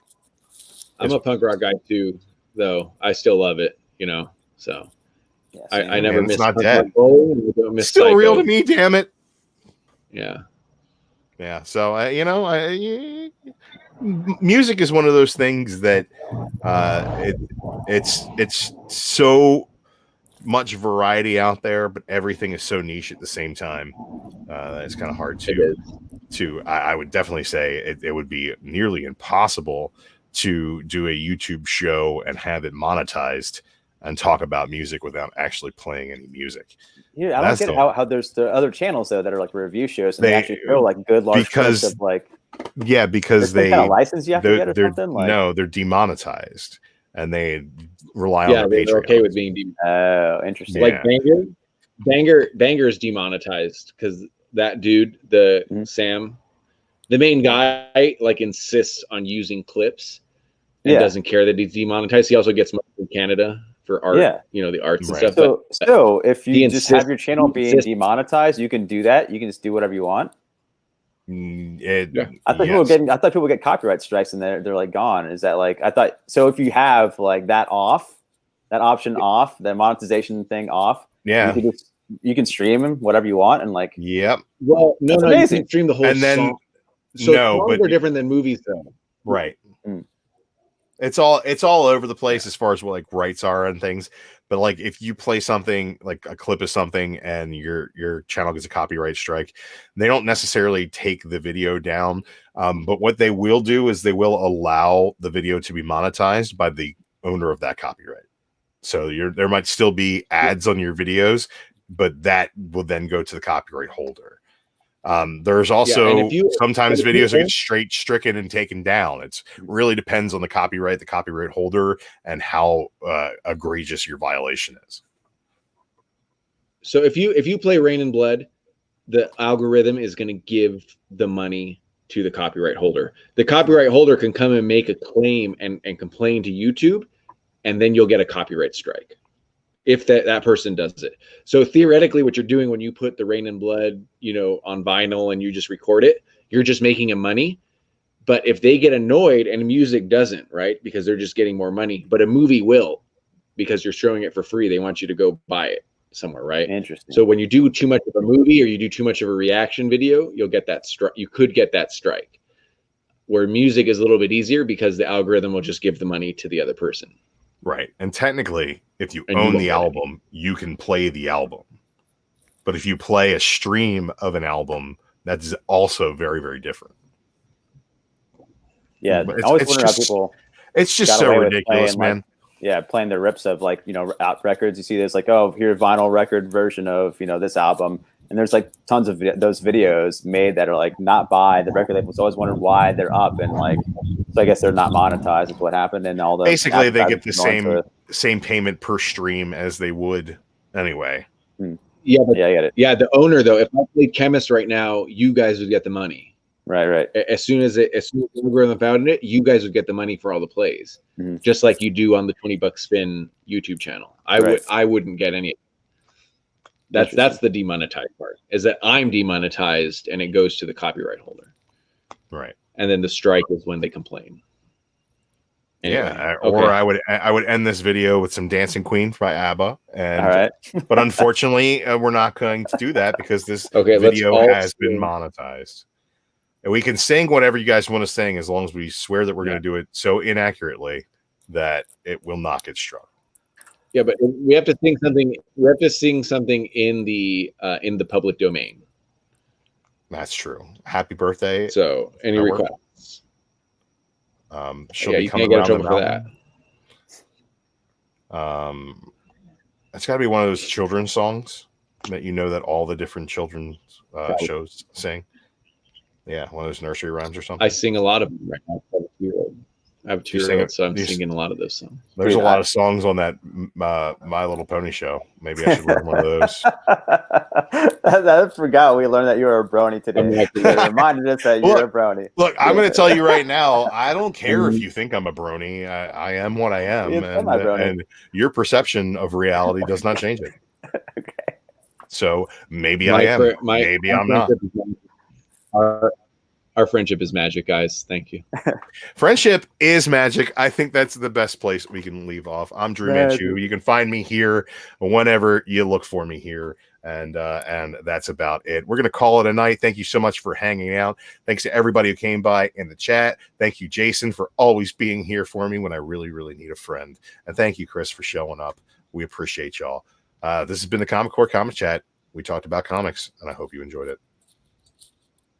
Then we're going to end the broadcast.